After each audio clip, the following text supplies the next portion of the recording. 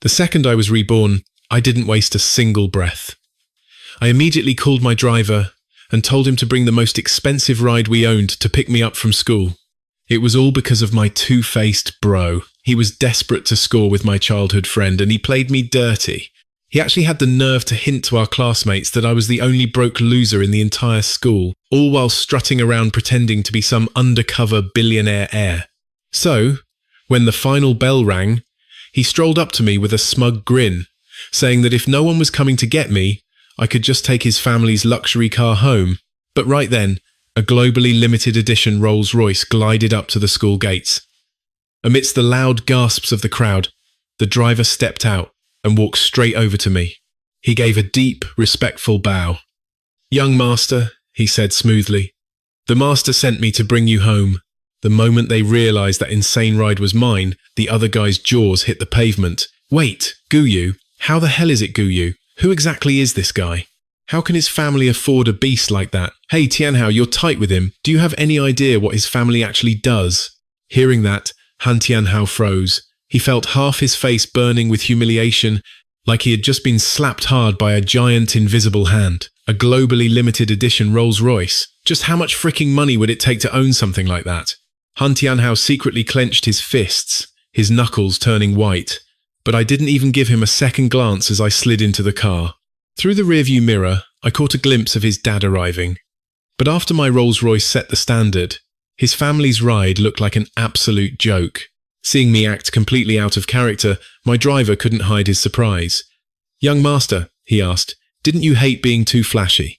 "I changed my mind," I said with a smirk. "From today on, pick me up and drop me off every single day, and make it flashy. The louder, the better. In fact, let's switch cars every day."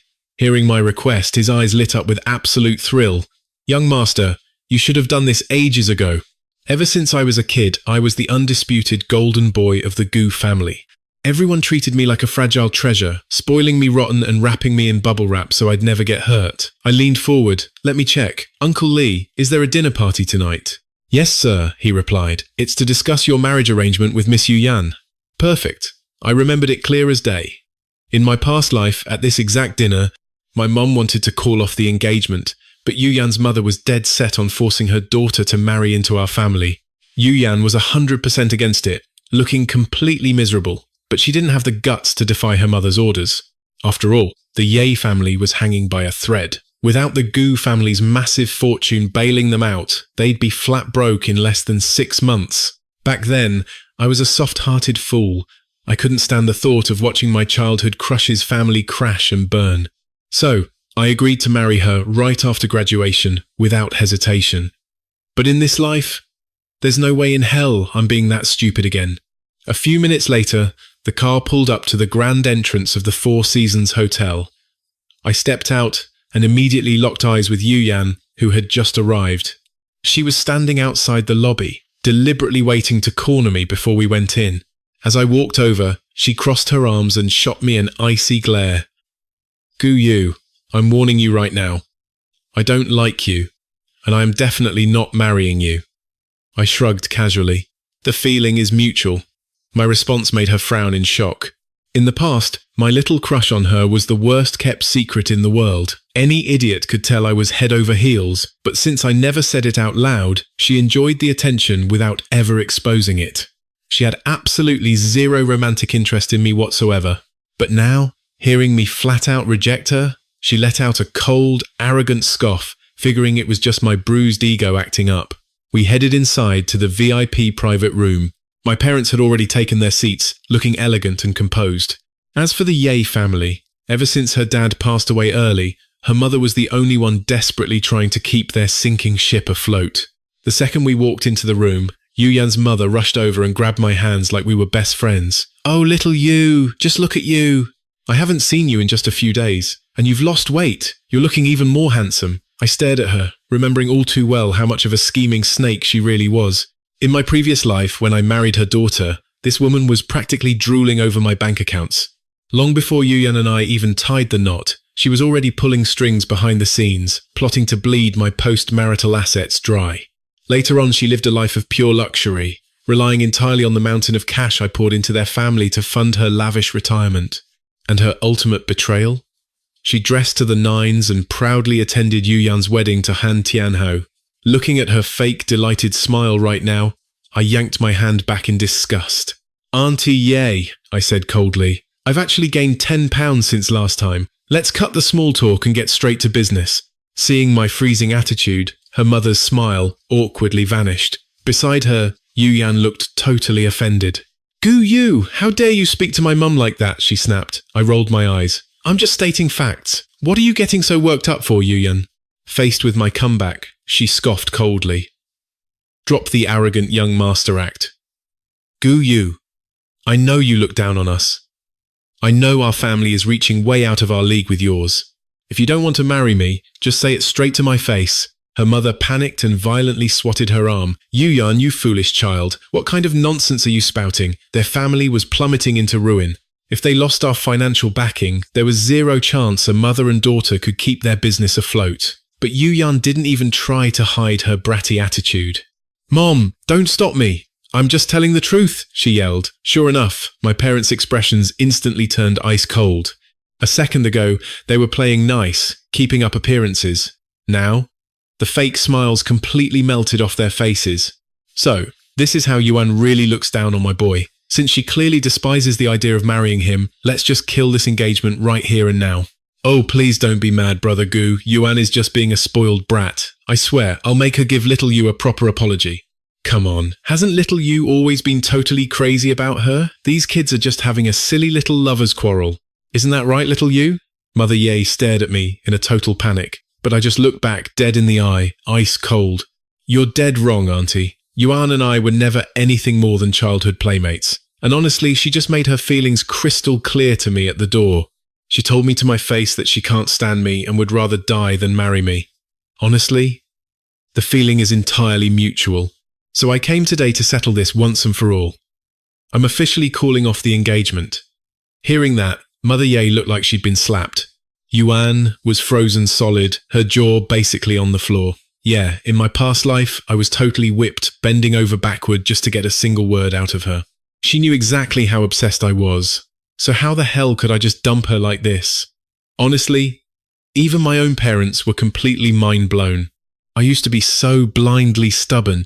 They had begged me for years not to tie the knot with the Ye family, but I blocked them out completely. Why the sudden change of heart today? Look, Auntie, don't even bother setting the table for us. We're skipping dinner. From this moment on, our two families are done playing nice. With that, I pushed my chair back, walked right up to my parents, and said, Mom, Dad, let's get out of here. Looking at my parents sitting across from me, a heavy lump formed in my throat, and my eyes started burning. In my past life, my idiotic obsession dragged the entire Gu family down into Yuan's vicious crosshairs. To put it simply, that girl was a venomous, ungrateful snake. Back then, my parents broke their backs bending over to help the Ye family climb to the top. But the second the Ye family struck it rich and Yuan got a taste of real power, we were the first ones she crushed, all because her fragile ego couldn't handle the truth. She always acted like my parents letting me marry her was some massive insult, a twisted act of pity tossed at her feet. So the moment she had the upper hand, she couldn't wait to butcher the Gu family, just to wipe away her precious so-called humiliation. A toxic parasite like her never deserved a single ounce of our help. The second we got home for dinner, I made a hardcore vow to shed this weight. Mom didn't say a word. She just walked in quietly and set a plate of plain boiled greens and shrimp right in front of me. I stared at it, completely stunned. Then, with the most loving voice imaginable, she said, No matter how desperate you are to slim down, you still need to eat, sweetie. Starting tomorrow, I'll have the chef prep a strict diet menu just for you. My eyes immediately filled with hot tears. God, it felt amazing to have them by my side. After suffering through a literal lifetime of hell, I finally realized that family is everything. My pathetic insecurities about being the fat kid had blinded me entirely to the unconditional love they gave me every single day. Instead, I threw it all away, chasing fake affection from absolute monsters. Thanks, Mom. I kept my head down, aggressively shoveling the greens into my mouth. The mission was locked in. In exactly 3 months, I was going to be completely shredded. By the next morning, I was starving so badly, the room was spinning. But stepping on the scale, Boom! I had already dropped 5 pounds. Sure, I was thrilled, but I wasn't stupid. I knew it was just water weight. Getting ripped is a total mental grind. I absolutely could not let my guard down for a second. Arriving at school, pulling up in top-tier luxury cars like clockwork, made everyone else in the courtyard absolutely green with envy. I slammed my bag down at my desk. Out of nowhere, Han Tianhao slid a piece of chocolate my way. Thinking back, even though I was a pretty insecure kid, I was never actually fat. But then, out of nowhere, I just started blowing up like a balloon. Back then, I convinced myself it was just stress eating from the pressure.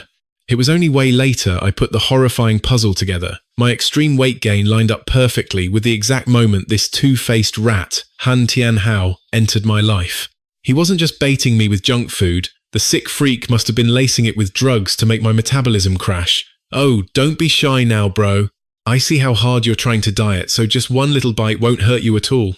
Saying that, he practically forced the candy right into my hands. But he definitely didn't expect me to randomly scream out loud, smacking the entire box of chocolates violently onto the floor. In a heartbeat, the whole classroom was staring, buzzing with chaos. The English teacher marched over, totally annoyed. After scolding us, she swiped the chocolates right off the floor and confiscated them. Watching his fancy imported sweets get snatched up by the teacher, Tianhao's face turned completely pale with panic. Losing a box of candy was one thing, but we both knew exactly what kind of poison he had hidden inside them. Realizing his twisted little trap was ruined, I leaned back in my chair, smirking. Our English teacher was notoriously greedy and loved stealing freebies. Given how crazy expensive that box was, there was zero doubt those lace chocolates were going straight into her stomach. I couldn't wait to watch him squirm. Once the truth finally exploded, how the hell was Han Tianhao going to talk his way out of this? In a flash, the bell rang for recess. The second class ended. Tianhao sprinted desperately to the teacher's office to kiss up and beg for forgiveness, but there was no way he was getting his hands on that stash again. And just as he was storming out of her office, completely defeated, he ran face first into Yuan. Seeing Han Tianhao looking absolutely crushed, Yu Yan asked, "Tianhao, why did you go to the office?" Han Tianhao sighed and explained everything. Hearing him mention my name, Yu Yan immediately lost her temper. "You need to stay away from Guyu from now on. Did you forget what happened at the pool last time? Did you forget telling me afterward that it was Guyu who violently dragged you into the water? He's had it out for you from the very beginning. There's absolutely no reason for you to be friends with a total loser like him." Seeing Yu Yan defend him so fiercely, a secret thrill of joy surged through Han Tianhao's heart. But remembering how I'd been picked up by a fleet of luxury cars these past few days, Han Tianhao couldn't help but ask, I was wondering, is Guyu's family actually super wealthy? I see him getting dropped off and picked up in a different high-end ride every single day. They must be loaded, right? Aren't you two childhood friends? I have absolutely nothing to do with him, she snapped. Whether his family has money or not is none of my business. Hearing the raw disgust in Yu Yan's voice, Han Tianhao panicked and quickly apologized. Sorry, I was just casually asking. Seeing Han Tianhao's completely flustered expression, Yu Yan finally realized she was being way too harsh. Softening her tone, she comforted him. All right, I know you're just worried that I might actually like him. But you can rest easy. The only person I like is you. Little did she know, I was standing right behind her. Having just walked up the stairs, I had a front row seat to this explosive little confession. Han Tianhao panicked and shoved Yu Yan away. Guyu. Wait, don't misunderstand. But the moment she realized I was standing there, Yu Yan shamelessly leaned right back into Han Tianhao's arms. There is absolutely no misunderstanding. We like each other, she declared, practically vibrating with desperation to see a look of shattered heartbreak and regret in my eyes. After all, in my past life, I was obsessed with her. I used to follow her around like a pathetic, tail-wagging lapdog, and I even desperately starved myself to lose weight just for her. Now, she wanted to prove that rejecting her marriage proposal was the biggest mistake of my life. But just as Yu Yan stood there, eagerly waiting for my spirit to break, I kept my face deadpan, pointed straight at the two of them, and shouted to the Dean of Students who was patrolling the stairs, "Mr. Dean! Yu Yan and Han Tianhao are secretly dating!" Seeing the terrifying Dean marching right toward them, Han Tianhao shoved Yu Yan away like she was on fire. When the Dean caught his two top-tier honors, students intimately hugging in the hallway, his face instantly darkened with fury. You two, my office. Right now, as Yu Yan and Han Tianhao were dragged away by the furious dean, she shot me a venomous, bone-chilling glare. But I couldn't care less about her pathetic, childish behavior. The current Yu Yan was utterly powerless to hurt me anymore. After class, Han Tianhao dragged himself back into the classroom, looking completely and utterly defeated. The rest of the class swarmed around him, dying to know what happened. But Han Tianhao just glared at me with pure, unadulterated hatred. Suddenly, Yu Yan stormed into the classroom. Boiling with rage, she marched right up to my desk and viciously grabbed my arm. "Come with me!" She was surprisingly strong, practically dragging me toward the door, just as I was calculating the perfect way to humiliate her a second time. Suddenly, a pale, slender arm reached across my vision and clamped down hard on Yu Yan's wrist. "Let go!" That icy voice was so incredibly familiar. It was the exact same voice I heard the moment I was reborn.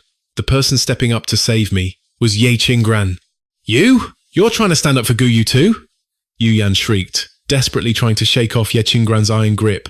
Ye Qinggran stood completely motionless, looking perfectly relaxed, yet Yu Yan couldn't break free no matter how hard she struggled. Humiliated that she was overpowered so easily, Yu Yan's face contorted with dark rage. Out of the corner of her eye, she spotted Han Tianhao watching them from just a few desks away. Naturally, her fragile ego couldn't handle looking so incredibly pathetic in front of her high school crush. She violently shoved forward. Caught completely off guard, Ye Qinggran lost her balance and crashed hard into the desk behind her. Without missing a beat, I cupped my hands and screamed at the door. "Teacher, Yu Yan is physically assaulting students." Yu Yan panicked. "Guyu, shut your damn mouth." She looked absolutely mortified, but it was too late. The homeroom teacher rushed in at the noise, only to find Ye Qinggran pale and clutching her stomach in pain, while Yu Yan stood there furiously pointing a finger right at my nose. Seeing this absolute disaster, the homeroom teacher had finally reached his limit. "Yu Yan, just how many times are you going to cause chaos in a single day? I want your parents in my office the second school ends." Moments later, a devastated Yu Yan was hauled away by the teacher. I immediately turned my attention to the pale, wincing Ye Qinggran. "I'm taking you to the infirmary," I declared, and without giving her a single second to argue, I scooped her right up into my arms. Ye Qinggran completely froze, staring blankly up at my side profile in shock. Seeing me sweep her off her feet instantly triggered a massive uproar among our watching classmates. Annoyed by all the sudden gossip and cheering, Ye Qinggran frowned. She shot the crowd a cold, dark glare that sent an instant shiver straight down their spines. The entire room went dead silent. Uncomfortable with the sudden attention, Ye Qinggran decided she definitely didn't want me carrying her anymore. Instead, she hopped down, grabbed my wrist, and boldly led me out of the classroom. Staring down at her soft hand tightly wrapping around mine, I was completely stunned. Because right then I clearly saw the tips of the cold, unbothered Ye Qinggran's ears turning a very cute shade of red. Thinking back to the moment I was reborn, it felt like someone had just dragged me out of the freezing water and gave me CPR. Driven by some crazy impulse, I blurted out to Ye Qinggran, that day at the pool, "Was it you? Did you give me CPR?" As soon as the words left my mouth, I totally shocked myself.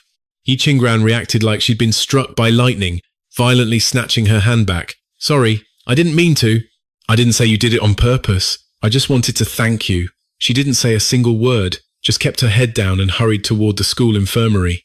Inside the infirmary, the school nurse took one look at Qinggran's injury. "It's nothing serious. Just rub on some medicinal oil, and you'll be fine. One bottle is $80. Pay at the front counter." Hearing that price, Qinggran nervously bit her lip. "No need, thank you." Dropping those words, she spun around and bolted from the room. I immediately chased after her.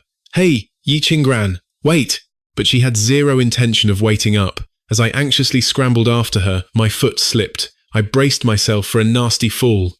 Suddenly, Qinggran reached out and firmly gripped my arm, steadying me. "Are you hurt?" she asked softly. I shook my head. Reaching into my pocket, I whipped out a bottle of medicinal oil and shoved it right into her hands. "Look, your injury isn't that bad. I've actually been using this stuff a lot lately. It works wonders, so you should really give it a try." Staring at the small bottle in her palm, Qinggran fell completely silent. I knew her dark secret all too well. She was the illegitimate daughter of the Yi family. Back at home, she was relentlessly tormented by her wicked stepmother and her spoiled half-sister. And now that the Yi family was drowning in financial ruin, that evil woman definitely wasn't giving Qingran a single dime. Sure enough, she tried to push the oil back into my hands. Thanks. But I don't need this. Knowing how fiercely proud she was, I quickly cut in. Hey, I'm not giving this to you for free. You know, there's a catch. Hearing that, Qingran finally stopped in her tracks. Look, I know you're seriously short on cash in the Yi family right now, and you literally saved my life. So, I want to make a deal with you. She narrowed her eyes. What kind of deal? You know, I'm desperately trying to lose weight. If you act as my trainer and help me slim down, I'll pay you $500 a month. Deal? She frowned, clearly suspicious. My time isn't worth that much, I smirked. Of course, I'm only paying up if I actually see some real results. I pulled a thick stack of bills from my pocket and slapped them, along with the medicinal oil, right into her palm. This is your advance pay for the week. Consider it my ultimate thank you gift. From now on, you wait for me every single day during lunch break and afternoon gym class. Before she could even argue, the shrill class bell echoed through the halls. I grabbed her by the wrist and dragged her toward our classroom. Hurry up! Class is starting! But by the time I burst through the doors of Class A, the teacher was nowhere to be seen. Instead, I was greeted by a total disaster. My desk and chair had been brutally kicked over, my textbooks and everything in my backpack trashed and scattered all over the dirty floor. Seeing this absolute mess, my eyes went dead cold. The entire class was dead silent, just staring at me. Speak up, I growled. Who the hell did this? For a heavy second, not a single person dared to breathe. Then, Zhukai leaned back and sneered arrogantly. Who knows? He let out a nasty laugh. Maybe a strong gust of wind blew it over. But hey, dirty little snitches always get exactly what they deserve. Looking at his smug, punchable face, I knew for an absolute fact he was the one who trashed my stuff. Zhukai had always been Han Tianhao's loyal lapdog. Letting out an icy sneer, I marched straight up to him and violently flipped his desk upside down. He leaped out of his chair in pure terror. Gu Yu, are you out of your freaking mind? Without missing a beat, I viciously kicked his chair out from under him. His furious shouts echoed through the entire classroom. I glared daggers right into his soul. Shut your damn mouth, and I'm warning the rest of you right now. If you don't want your parents called into the principal's office one by one, keep your filthy hands off my stuff. I am not someone you can mess with anymore. Right on cue, Han Tianhao stood up, playing the fake hero on his moral high ground. Gu Yu, you're going way too far. We're all classmates here. How can you viciously bully him like this? Shut up, you hypocrite. You're the one who broke the rules and got caught secretly dating. Yet here you are, putting on this pathetic, pitiful act, just so your dumb friends will take the fall for you. If I report what just happened to the teacher, they're all getting a massive demerit on their permanent record. All because of you. Is this how you treat your so-called loyal friends? Han Tianhao's fake, handsome face instantly twisted into an ugly scowl. My vicious guilt trip completely destroyed his fake hero act, nailing him right to the pillar of shame. Seeing his boss totally speechless, Zhukai desperately jumped in front of him again. Gu Yu, stop spouting total garbage. We just hate the sight of your ugly face. This has absolutely nothing to do with Tianhao. Oh, is that so? I smirked darkly. So, you finally admit you're the one who trashed my desk. Today, you think you can just knock my stuff over. Tomorrow, you might actually dare to physically assault me. You know what? I shouldn't just call the teacher. I should call the cops right now. Hearing the word cops, all the colour instantly drained from Zhukai's face. He was absolutely terrified. Call the cops? He stammered. Realising I was dead serious about calling the police, he panicked. Seeing me march straight for the door, he frantically lunged forward and grabbed my arm. Gu Yu, stop right there. Just at that exact moment, the homeroom teacher walked through the door and saw Zhukai aggressively grabbing me. Seeing my golden opportunity, I deliberately went completely limp. Under his forceful pull, I let myself be violently yanked right into the jagged edges of the overturned desk. Seeing me crash to the floor, the teacher gasped, rushing over to help me up. Gu Yu! Oh my god, are you okay? Putting on a deathly pale face, I weakly shook my head. I'm perfectly fine, teacher, I said, brushing myself off. What exactly is going on here? Why is the classroom such an absolute mess? She demanded, eyes scanning the room. Zhao Kai and his lackeys stood off to the side, stiff as a board. None of them dared to breathe a single word, just staring at me with nervous, wide eyes, waiting for my verdict. I shot a sideways glance at Zhao Kai and his crew, a smirk tugging at my lips. My goal was already achieved. We just had a tiny little misunderstanding during the break, I told her smoothly, but we've already made up. Right, guys? Hearing that, I actually didn't rat them out. Zhao Kai and his goons were completely stunned. The language teacher clearly didn't buy a single word of my lie, but she still reached out and helped me up anyway. As long as this little misunderstanding is resolved, that's fine, she sighed. But don't let me find out that anyone here is deliberately seeking revenge. Saying that, the language teacher actually shot a very pointed, sharp glare right at Han Tianhao. The juicy gossip about Han Tianhao and Yu Yan dating had already spread like wildfire through the teacher's office. That single look from her made Han Tianhao shift on his feet, looking incredibly uncomfortable. Later, right after class, Han Tianhao actually had the nerve to seek me out while I was hitting the track for a run. Looking guilty as sin, he threw an arm around my shoulder. Little you, man, when Zhao Kai and the guys were bullying you earlier, I really tried to stop them, but they just wouldn't listen to me. I'm so sorry. You didn't get hurt just now, did you? I shrugged his arm off and looked at him with ice in my veins. Does this have absolutely anything to do with you? I snapped. After dropping that reality check, I turned on my heel to leave. Panicking, Han Tianhao scrambled right in front of me to block my path. Little you, come on. I've already admitted I was wrong. Just forgive me, okay? He pleaded. Seeing me ignore him, he scrambled in front of me again, panicking. Little you, I said, I'm sorry. I've already admitted I was wrong. Just forgive me, okay? We're supposed to be best friends. Look, I know you're only upset because Yu Yan confessed to me. I know that's why you snitched to the teacher, but bro, you can't force feelings, you know? Han Tianhao deliberately raised his voice a pitch higher, making absolutely sure that every single student in the hallway could hear his pathetic little speech. Looking at the eager, gossiping expressions on the faces of everyone around us, I couldn't hold it back anymore. I burst out laughing. You mean Yu Yan? The trash that I personally threw away?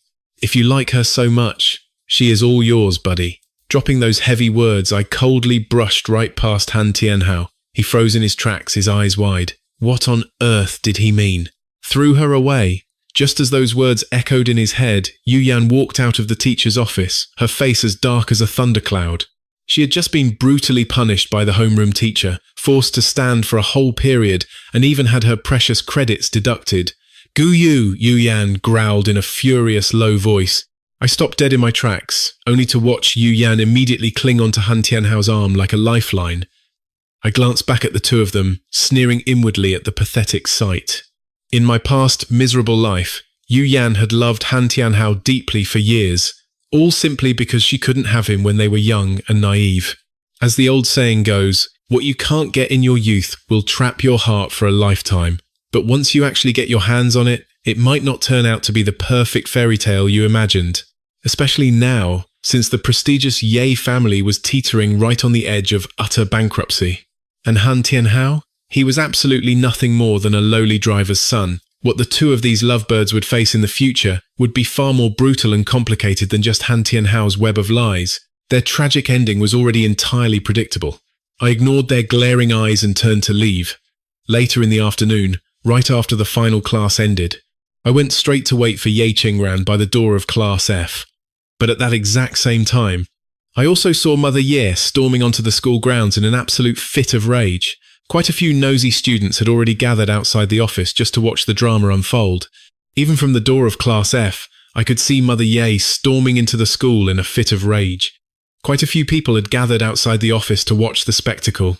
Even from where I stood at the door of Class F, I could hear the crisp, brutal sound of a slap echoing sharply from inside the office. Mother Ye's shrill, furious voice pierced through everyone's ears. "Yu Yan, you might have absolutely no shame, but I do. Just who gave you permission to date anyone?" Yu Yan was now Mother Ye's one and only lifeline. If Yu Yan's silly little romance affected her grades, the Ye family would truly be finished. Especially at a desperate time like this, where, aside from my Gu family, who else could possibly step up to save the sinking Ye family? Right at that moment, Ye Qingran's clear, calm voice reached my ears. "Gu Yu."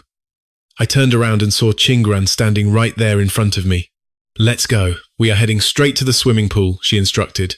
"With your current body weight, running just won't be very effective for weight loss, and honestly, it will severely damage your knees.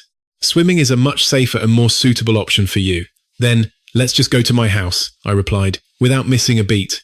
My house has a massive pool.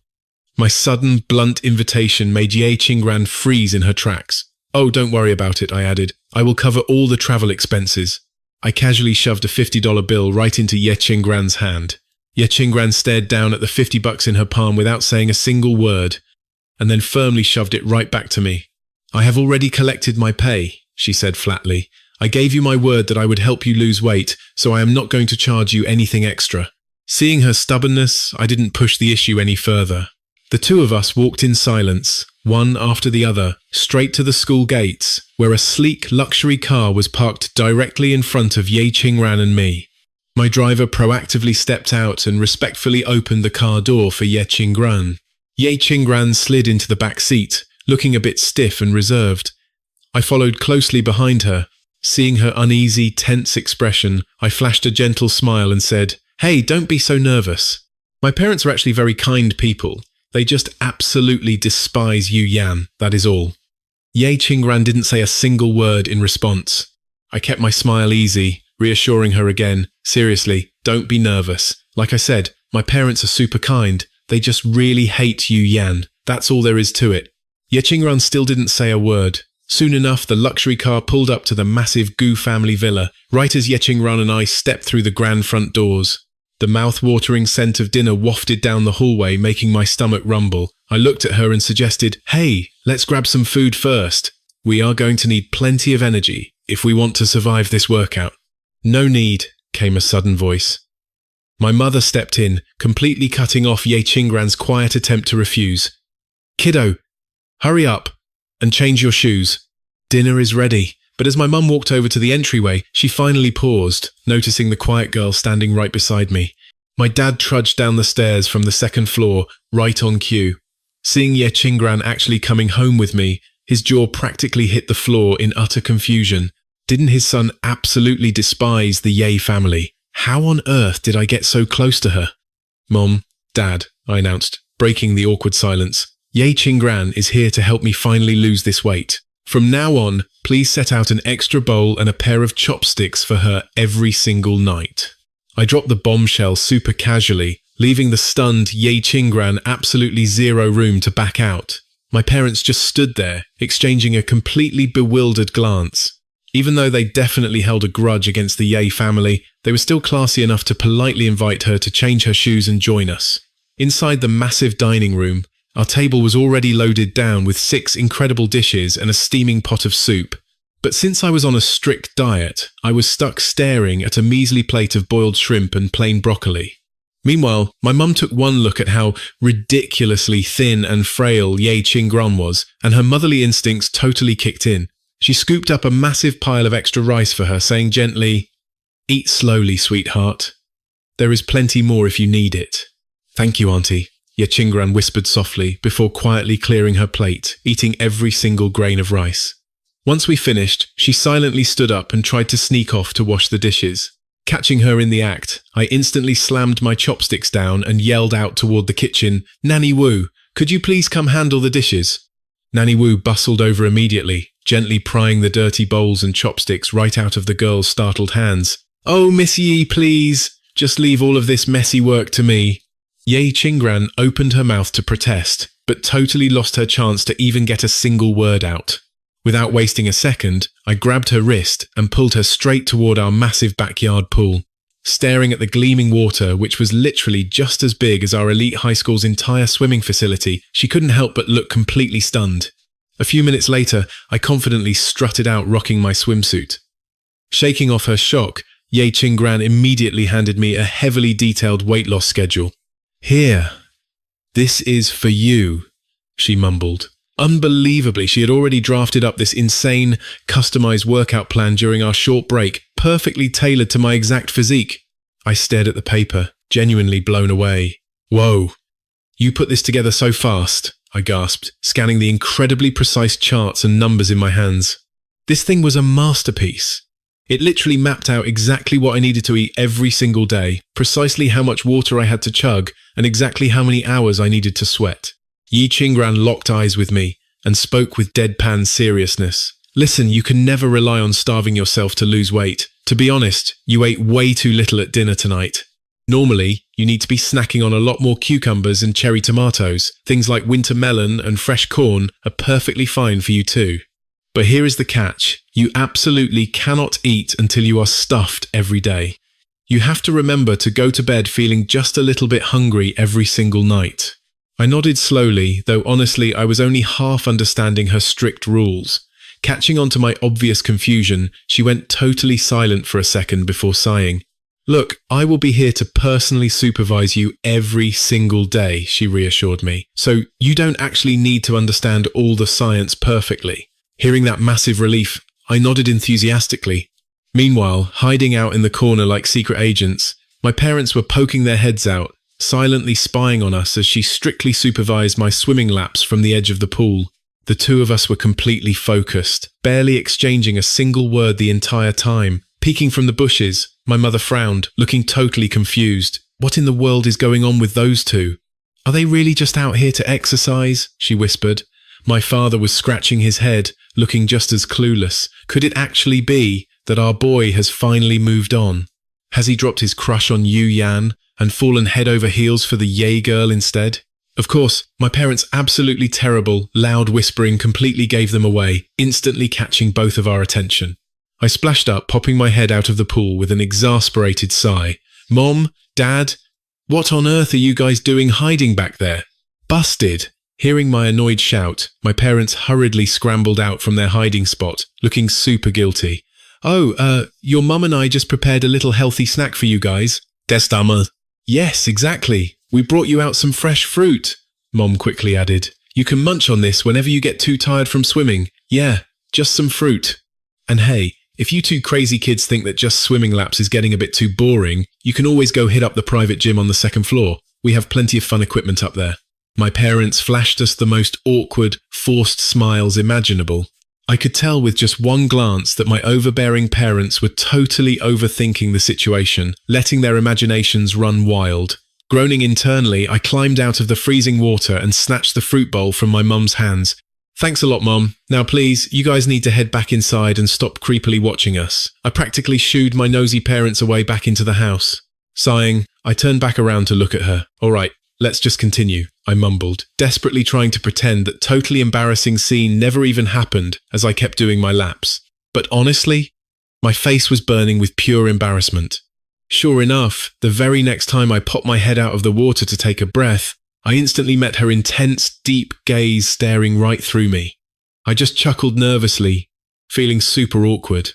Haha, grab some fruit. Seriously, eat some of the fruit, I stuttered out, before immediately burying my bright red face right back under the cool water. She didn't say a single word in response, but I definitely noticed the tips of her cute ears turning bright pink. After that weirdly cute night, for 7 solid days straight, the two of us quietly went home together every single day after school. Surprisingly, nobody at school even batted an eye at our new routine, mostly because every single student's attention was completely glued to the explosive drama unfolding between Yu Yan and Han Tianhao. Ever since the teachers called all the parents in that chaotic day, Yu Yan had a massive, apocalyptic falling out with her wealthy family, all because they refused to accept Han Tianhao. The crazy girl even went as far as publicly threatening to give up her entire inheritance to the family assets. Her reckless rebellion nearly gave her poor mother a literal heart attack from the stress. Even the strict school teachers were left completely and utterly helpless when it came to dealing with those 2 stubborn kids. But today, right after I stepped foot onto the campus, a random student suddenly came sprinting down the hallway, screaming in a total panic, "Oh no! Guys, something terrible just happened!" The second I heard that terrified scream, my mind instantly flashed to one single person, our shady English teacher. Exactly 7 days had passed since my warning, which meant his dirty little secrets were finally starting to bubble to the surface. Obviously, all the other clueless students had absolutely no idea what kind of storm was brewing, but never missing a chance to watch some juicy drama unfold, the entire crowd stampeded toward the main teaching building all at once. Sprinting toward the main building, I could already hear the English teacher's shrill voice echoing down the hall from the office. "Mr. Wang, you better give me a damn good explanation today." The homeroom teacher stood there, looking completely helpless.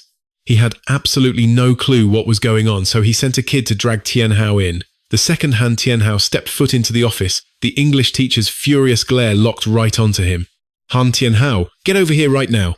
She practically dragged him by the collar in front of the homeroom teacher and snapped, "What exactly did you put in those chocolates?" Now, our English teacher used to be pretty slim, but in just one short week, she had totally ballooned completely out of shape. Tianhao's face went ghost white. I don't know. I swear I didn't do anything." Seeing the kid shaking like a leaf, the homeroom teacher immediately jumped to his defense. "Miss Liu, you just gained weight on your own. How can you blame my student? Are you seriously accusing him of poisoning you?" "I have been on a strict diet. Aside from eating that specific box of chocolates every day, I've only had plain tea. How could I possibly gain 15 pounds in a single week? I literally took the rest of those chocolates to a lab to get tested. The results proved someone laced them with heavy hormones. Han Tianhao, you have got some nerve." The crowd of students eavesdropping in the hallway gasped in pure shock. "Hormones? Oh my god, that is terrifying. Tianhao is such a sweet guy, how could he drug a teacher?" This was the most explosive drama our school had ever seen. Hearing the whispers, the homeroom teacher's face instantly darkened. He stared at the bold print on the lab report and violently yanked Tianhao forward. "Han Tianhao? Is this true? Did you actually do this?" Tianhao looked like he was about to pass out. He never imagined a simple box of chocolates would blow up into a massive scandal. He was completely cornered. It wasn't me. I swear, I didn't do it." "You are still trying to lie to my face? You are just a kid, yet you're already drugging people. What kind of monster are you going to be when you grow up? Call your parents and tell them to get down here right now. We are settling this today." The English teacher shoved Tianhao toward the phone, but right at that moment Yu Yan pushed her way through the crowd. "The medicine in the chocolates was put there by me. It has nothing to do with Tianhao." Honestly, anyone with eyes could tell she was just playing the martyr for her precious Han Tianhao. Yu Yan stood tall and protectively shielded Tianhao behind her back. "I spiked them. If you're calling anyone's parents, call mine."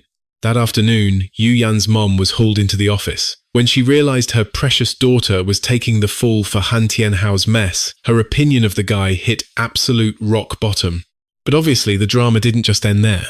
The English teacher threatened to call the cops and demanded Yu Yan face severe consequences after her mother literally begged for mercy. Not only did they have to cough up 200,000 in compensation, but Yu Yan was also slapped with a major demerit on her permanent record. Man, I was in a fantastic mood that day, hitting my workout with killer energy. In the 10+ days since my rebirth, I had already dropped a solid 20 pounds. The weight loss was only going to get brutal from here on out, but hey, it was a pretty damn good start. With finals creeping up, the entire school was on edge, grinding away at their studies. Day in and day out, everyone was burying their heads in practice tests. I was deep in the zone at the library when suddenly, someone kicked the chair right across from me. I scowled, and looking up, big surprise, it was Yu Yan. I let out a heavy sigh, completely out of patience. "What the hell do you want?" she sneered at me. "You're the one who set up that whole chocolate disaster, aren't you?" "Oh? And what makes you think it was me?" I replied. "Aside from Tianhao, you were the only one who touched that box. Are you seriously still denying it? Then why are you accusing me instead of your boy Han Tianhao?" Yu Yan scoffed, looking at me with pure disgust. "Tianhao is actually a good person. Unlike you, Gu Yu. How did I never realize how incredibly toxic you are?" I calmly shut my textbook, not giving a single damn. "Listen, if you actually have half a brain, go investigate it yourself. If you can magically find proof that I did it, be my guest and report me. But until you have hard evidence, stop playing the righteous white knight in my face. It just makes you look pathetic." Triggered by my words, Yu Yan slammed her hands on the table and lunged to hit me. But in a flash, someone grabbed her arm and pinned it down. "This is a library. Take your little temper tantrum somewhere else." Yu Yan raged. "Who the hell do you think you are?" "Back off!" Yu Yan aggressively tried to shake off Yaqingran's grip. She yanked her arm over and over, but couldn't even budge. "I'm the librarian. My job is to maintain order. Do I need to hit the security alarm on you?" Yu Yan shot a lethal glare at Yaqingran, then turned her fury back to me. "Oh, what? Are you two a thing now? Gu Yu? Used to chase me around like a pathetic dog, and now you're hooking up with her?" The second those words left her mouth, terrified that things were going to blow up, I immediately jumped out of my seat. Yaqingran, wait, don't move, I called out, panicking that the situation was about to explode. Yaqingran, do not hit her. Hearing my voice, Yaqingran pulled back and regained her icy composure. She stared a hole straight through Yu Yan. You better watch your mouth, because if there's a next time, I will literally rip it to shreds. Yu Yan stepped back, completely stunned that Yaqingran actually had the guts to threaten her. For a second, she was burning with absolute rage. Just as Yu Yan was about to launch another attack, I stepped right in front of Yaqingran. Yu Yan, you're the one who started running your mouth first. If you get hit, you completely deserve it. But if you throw a punch now, you're the one who's going to be dead wrong. Do you seriously want to rack up another demerit? So what if I get a demerit? You actually think I give a damn about that? But I wasn't backing down. Don't you forget, one more strike, and you're expelled from this school. If you get kicked out, what's Han Tian going to do without you? The moment I dropped Han Tian's name, Yu Yan's fist froze in midair. I knew I had struck his ultimate weak spot. Taking advantage of the hesitation, I grabbed Yaqingran's arm. Come on, let's get out of here. Help me find somewhere else to study. This time, Yaqingran didn't try to pull away or step forward to fight. Seeing Yaqingran walk off, I slumped into a random seat. Man, what rotten luck today. Seriously, just pure bad luck. I'm going back to work, Yaqingran said, her voice completely flat and emotionless. For some reason, I could feel that she was actually pretty upset underneath it all. I walked up, trying to comfort her. Hey, Yu Yan was just spouting absolute garbage back there. He's just a dark, twisted jerk inside. Seriously, don't let it get to you. She shrugged it off. I'm used to it. I looked around in surprise. Wait, you're a librarian here? Yeah. How come I never heard you mention this before? She didn't even look up. 'Cause you never asked. Yaqingran went right back to shelving her books, and I trailed along behind her. Your grades are literally top tier. You absolutely should have been in Class A, so why did you get into that massive fight before? I forgot. Yaqingran looked like she would rather be anywhere else than talking about this. I let out a really awkward chuckle, just trying to keep the vibe from totally dying. Clearly, she really didn't want to talk about her past. I just kept nervously laughing beside her, desperately trying to keep the atmosphere between us from getting completely suffocating. I stood there watching Yaqingran work tirelessly to organize those heavy books, my mind drifting to the incredibly harsh life she had to endure with the Ye family. I thought it over for a second, then finally spoke up. Hey, Qingran, I know you're super smart and great at studying. Could you do me a huge favor? She barely glanced over. Speak. I took a deep breath. I really need someone to tutor me. Could you maybe tutor me every single night from now on? I'll obviously pay you extra for it. How about $100 a session? Hearing that, Yaqingran finally stopped and looked right up at me. Your test scores are literally always in the top 10 of the entire grade. You don't need a tutor. I waved my hands frantically. No, I've been totally slacking off lately. My practice tests are an absolute disaster right now.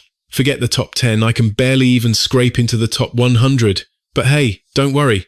As long as I can just pass these upcoming finals, I'll give you a $1,000 bonus. Come on, please, just help a guy out. Seeing my desperate face, she realized I wasn't just messing around. Yaqingran hesitated for a split second, so I pushed harder. Look, if every night is way too much trouble, you can just tutor me on the weekends. She sighed softly. Got it.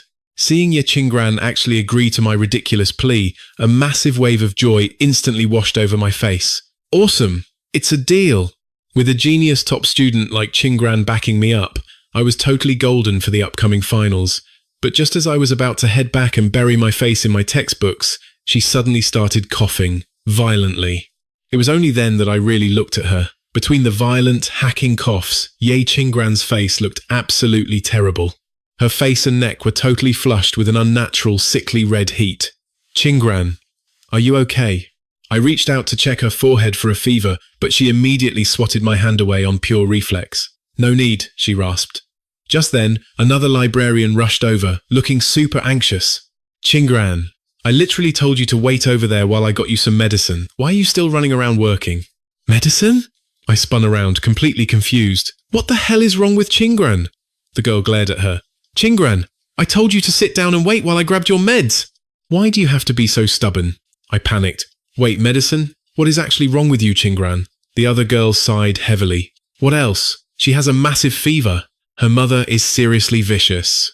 Just because Chingran came home a few hours late these past couple of days, her mum actually locked her out of the house, left her outside all night long, treating her like a stray dog for days on end. It would be an absolute miracle if she didn't catch a terrible fever. Chingran shot her a warning glare. Chang Rui, enough. Ye Chingran's sudden sharp scolding made Chang Rui obediently snap her mouth shut. But I stood there, completely stunned, because lately, in order to help me lose weight, Ye Chingran had been dragged around by me until 8 or 9 p.m. every single night before she finally got to go home. My family's estate and the Yi household were 2 kilometers apart, yet she stubbornly insisted on walking back by herself in the dark every single time, totally refusing to let my family's car drop her off. I never in a million years expected Mother Ye to be so incredibly heartless. To actually refuse her own daughter entry and lock her out in the freezing cold. Gu Yu. Oh, Gu Yu. You really are a massive idiot. How could you not have seen this coming? Chang Rui muttered. I'm just telling the absolute truth. What are you getting so mad for? Chang Rui handed the cold medicine over to Ye Chingran, her eyes darting nervously back and forth between the two of us, sensing the heavy, suffocating tension. Feeling the incredibly weird vibe between us, she awkwardly cleared her throat. I'll go get you some warm water. You two just take your time. With that, Chang Rui quickly hurried off. Looking at Ye Chingran's deathly pale face, my heart completely dropped. Your aunt treated you like this? I asked, my voice trembling with deep concern. So why on earth didn't you tell me? She looked away coldly. It has absolutely nothing to do with you. I took a step closer. How the hell could it have nothing to do with me? If I hadn't selfishly kept you around late to help me lose weight, you wouldn't have been kicked out into the street by Aunt Ye. She stared right back at me. I did it willingly. Besides, you paid me good money for it anyway. My business has absolutely nothing to do with you, Gu Yu, and I certainly don't need your pity or your meddling. After spitting out those harsh words, she turned on her heel and walked away. Just watching Ye Chingran's stubborn, retreating back, a massive crushing wave of guilt completely washed over my soul. I honestly thought that paying Chingran to help me lose weight would not only build a solid friendship between us, but also give her the financial escape she desperately needed to improve her awful living situation. I just wanted to help her, but instead I had made everything 10 times worse. I never expected my help would just drag him into an absolute nightmare. When I finally got home that evening, I walked in completely alone. My mum, who had just finished setting out 5 sets of bowls and chopsticks, froze in her tracks. Xiao Yu, why is it just you? She asked, her voice tight with worry. Where is Chingran? He is sick, I muttered. Sick? What on earth happened? Did he push himself too hard studying with you? He has been tutoring me non-stop these past few days, so he ended up going home incredibly late. Aunt Ye actually locked him out in the freezing cold all night, and that is how he caught a massive fever. Just as the words left my mouth, my dad walked out of the living room, his face darkening. Mum, Dad, I pleaded, my voice trembling with urgency. I need you to do me a massive favour. Hearing the desperation in my voice, my parents exchanged a heavy, knowing glance. Outside, the sky turned pitch black. Meanwhile, Chingran dragged his heavy, burning body to the entrance of the Ye family estate, only to run dead into Yuan, who was lounging inside a luxury car. Mrs. Ye had clearly just brought her precious Yuan back from the hospital. On Yuan's smug face, the bruises and scratches from earlier today were still glaringly obvious. Mom, Chingran is the one who hit me, she whined maliciously. Mrs. Ye instantly shot a death glare at Chingran. You have got some serious nerve, ye Chingran. I generously put a roof over your head, and you dare to lay a hand on my daughter. How can you be so utterly vicious? You are nothing but a filthy, ungrateful wretch. Well, today you are going to pay for it, Mrs. Ye shrieked, lunging forward and viciously pinching Chingran's bruised arm. You beat up my daughter and still have the absolute gall to show your face here? Move it! I am dragging your sorry self to the police station. We are far from done. Chingran winced, his feverish brow furrowing. Weak but defiant, he forcefully shook off her venomous grip, only to be met with a brutal, ringing slap right across his face. How dare you? You actually dare to fight back? Chingran's pale cheek was instantly shredded by Mrs. Ye's sharp nails. Several glaringly red, bloody streaks welled up on his skin. Right at that explosive moment, a blinding pair of headlights swept over the 3 of them. The doors flung open, and my parents and I stormed out of the car. Immediately after, Two sleek black sedans screeched to a halt right alongside us. The Gu family's elite bodyguards and top-tier lawyers stepped out, radiating absolute authority. Mrs. Ye had never seen such an intimidating lineup in her entire miserable life, and for a split second, she was frozen stiff. Mr. Gu. Mrs. Gu? Ignoring her completely, my mum rushed straight over to Qingran and gently pulled him up. "Do not even try to address me," she snapped. Staring at Qingran's trembling frame and those bloody scratches on his face, my mum practically breathed fire. "Mrs. Ye, you are downright monstrous." The fake smile completely vanished from Mrs. Ye's face. "Mr. Gu, Mrs. Gu, you do not understand." This wild brat laid his hands on my sweet Yuan at school. I was just so incredibly furious that I had to teach him a tiny little lesson. My mum shot a look of pure, unadulterated disgust at Mrs. Ye. "Just so angry you taught him a little lesson. You locked Qingran out in the dead of winter, leaving a sick child to freeze to death all night. Was nearly killing him also just teaching him a little lesson out of anger? I do not think you are remotely fit to keep raising him. Hand Ye Qingran over to our family right now. We will raise him ourselves," Mrs. Ye gasped, her eyes bugging out. "What? What on earth did you just say?" Before the wicked woman could even process it, our lead lawyer stepped up and slapped a thick stack of legal documents onto her chest. "Mrs. Ye, your disgusting actions have already severely violated criminal law. If you do not want us to press felony child abuse charges, I highly suggest you sign him over to us without a peep." Mrs. Ye completely froze in sheer panic. "Mom, if these crazy people want to raise him so badly, just dump him on them." Yuan whined from the car. "It will save us a ton of cash and another useless mouth to feed." Mrs. Ye stared hard at the legal papers, but her greedy mind was not nearly as brainless as her spoiled daughter's. "Hold on. If I just let you take this kid, what exactly is in it for me? He is, after all, my husband's shameful, illegitimate seed. I cannot possibly just hand him over to your wealthy family for absolutely nothing now, can I?" Hearing the sheer greed dripping from her words, I couldn't hold back a cold, mocking sneer. That was exactly the kind of toxic leech Mrs. Ye was, never once forgetting to squeeze out every last drop of profit before doing a single decent thing. Seeing my dad actually reach for his checkbook to buy her off, I immediately stepped right in front of him. "Listen closely, Aunt Ye. The fact that you have been brutally abusing Qingran, if that little secret gets out in our elite social circles, it will instantly destroy you and the entire Ye family. We are actively doing you a massive favor, and you still have the guts to demand a payout? We do not have a single dime to give you. In fact, why do we not just drag this entire mess straight to criminal court? If this ugly truth escalates to the police station, considering the physical evidence of your abuse, Aunt Ye, you are looking at serious hard jail time. And when you are locked behind bars, the Gu family will effortlessly adopt Ye Qingran anyway." Hearing my brutal reality check, Mrs. Ye's greedy face instantly drained of all its colour. "Mom, just freaking sign it already! I never want to see his pathetic face again anyway!" Yuan screeched in annoyance. Mrs. Ye was thinking the exact same thing, but the agonising thought of giving him away for free without squeezing a single cent out of us left a horribly bitter taste in her mouth. Seeing the old witch actually hesitating, I turned up the pressure. "Mum, Dad, stop trying to be the merciful good guys here.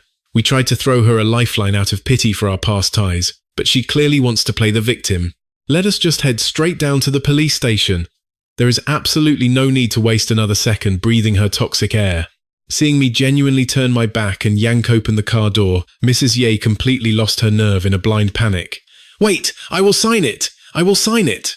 Sweating bullets, Mrs. Ye hastily snatched the fountain pen from the lawyer, entirely skipping over the fine print of the legal documents. She scribbled her name in a frantic rush. Standing just a few feet away, I watched her crumble, a chillingly triumphant smirk touching my lips. "Take him away! Just take him, but whatever you do, please do not call the cops," she begged. My mum could not even be bothered to acknowledge the pathetic woman. She just wrapped her warm coat around Qingran and gently guided him into our heated car. Looking at Qingran, my heart twisted. Between burning up with a severe fever and taking that brutal, ringing slap from Mrs. Ye, he was now completely slipping in and out of consciousness. Panic started to claw at my throat. "Mom! Qingran's fever is way too high! We have got to rush him to the emergency room, right now!" My mom nodded frantically. "Yes, straight to the hospital!" Xiaoli, hurry, drive to the hospital. Xiaoli, please hurry, drive to the hospital. Hours later, in the dead of the night, a heart monitor beeped softly inside a quiet hospital room. My parents rushed off to handle the hospital admission paperwork, leaving me right by Ye Qingran's bedside. His fever had spiked to a dangerous 39 degrees. That brutal slap he took earlier was absolutely no joke. His face wasn't just completely red and swollen. There were 3 deep, bloody scratches carved right into his skin. It wasn't until the doctor gave him some basic medical treatment that the side of his battered face finally started looking a little bit better. Mom. In his feverish, delirious state, Ye Qingran suddenly grabbed onto my hand. My grip felt cool and comforting against his burning skin, acting as if it were driving away the intense, agonizing heat trapped inside his body. Then, suddenly, Ye Qingran's eyes snapped wide open. His abrupt awakening totally startled me.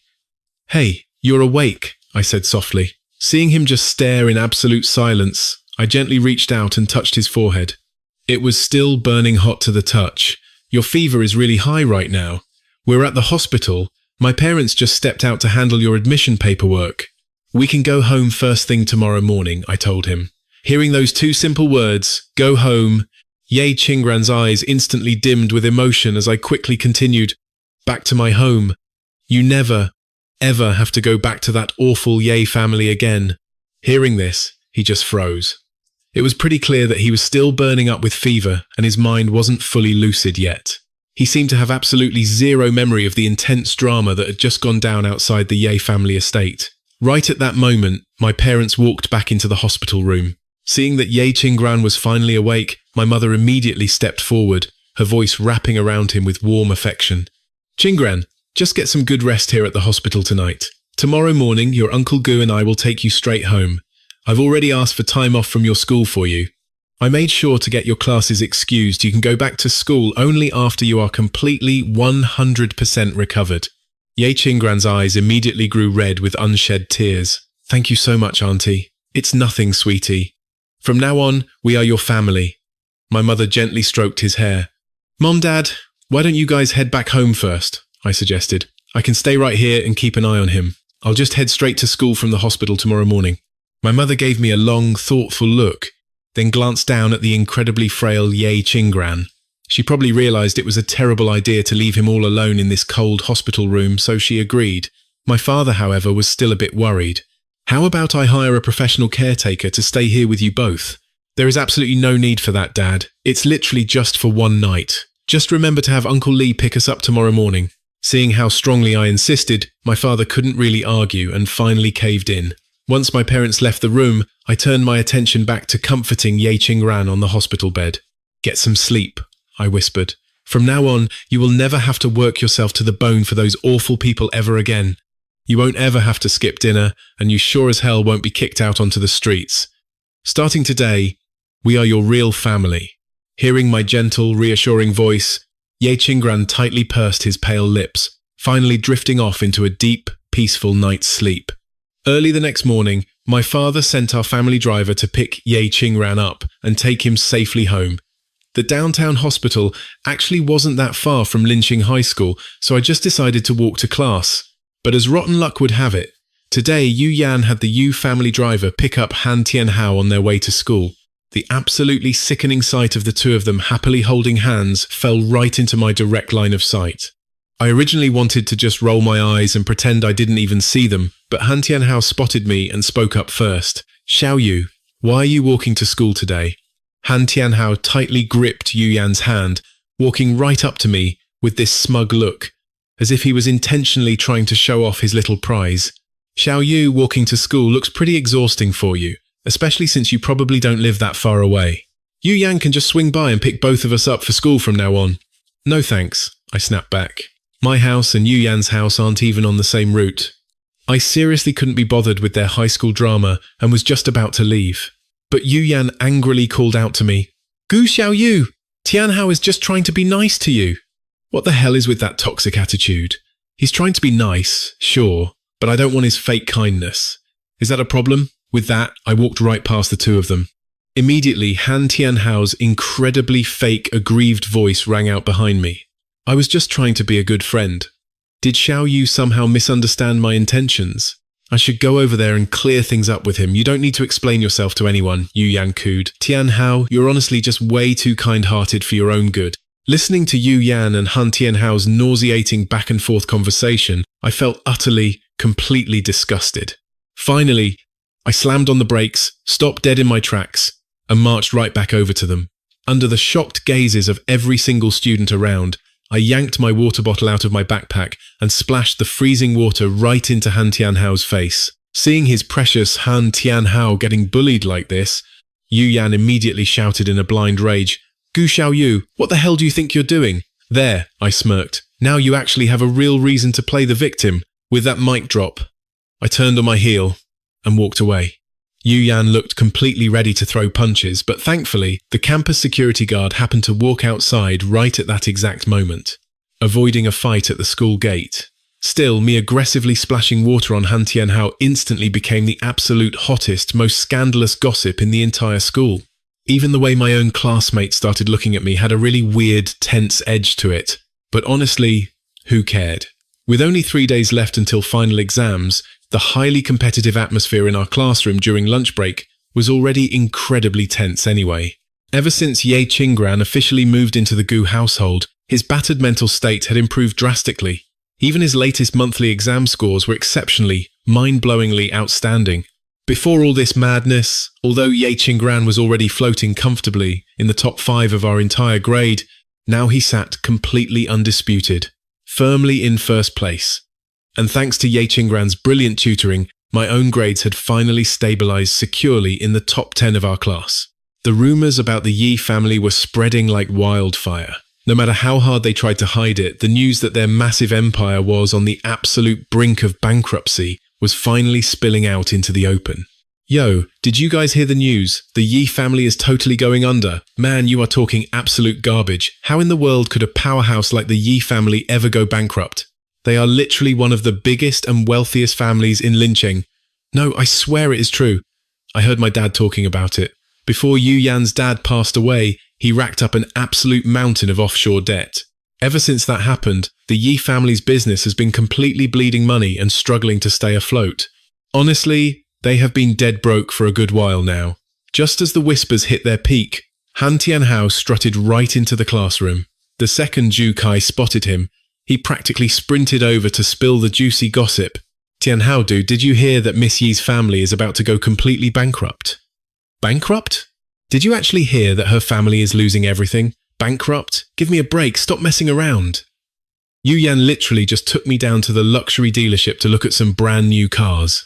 He smirked. "She promised she is buying me a sleek new Mercedes when I finally come of age next year. If they were actually going bankrupt, do you really think she would just casually offer to buy me an expensive ride?"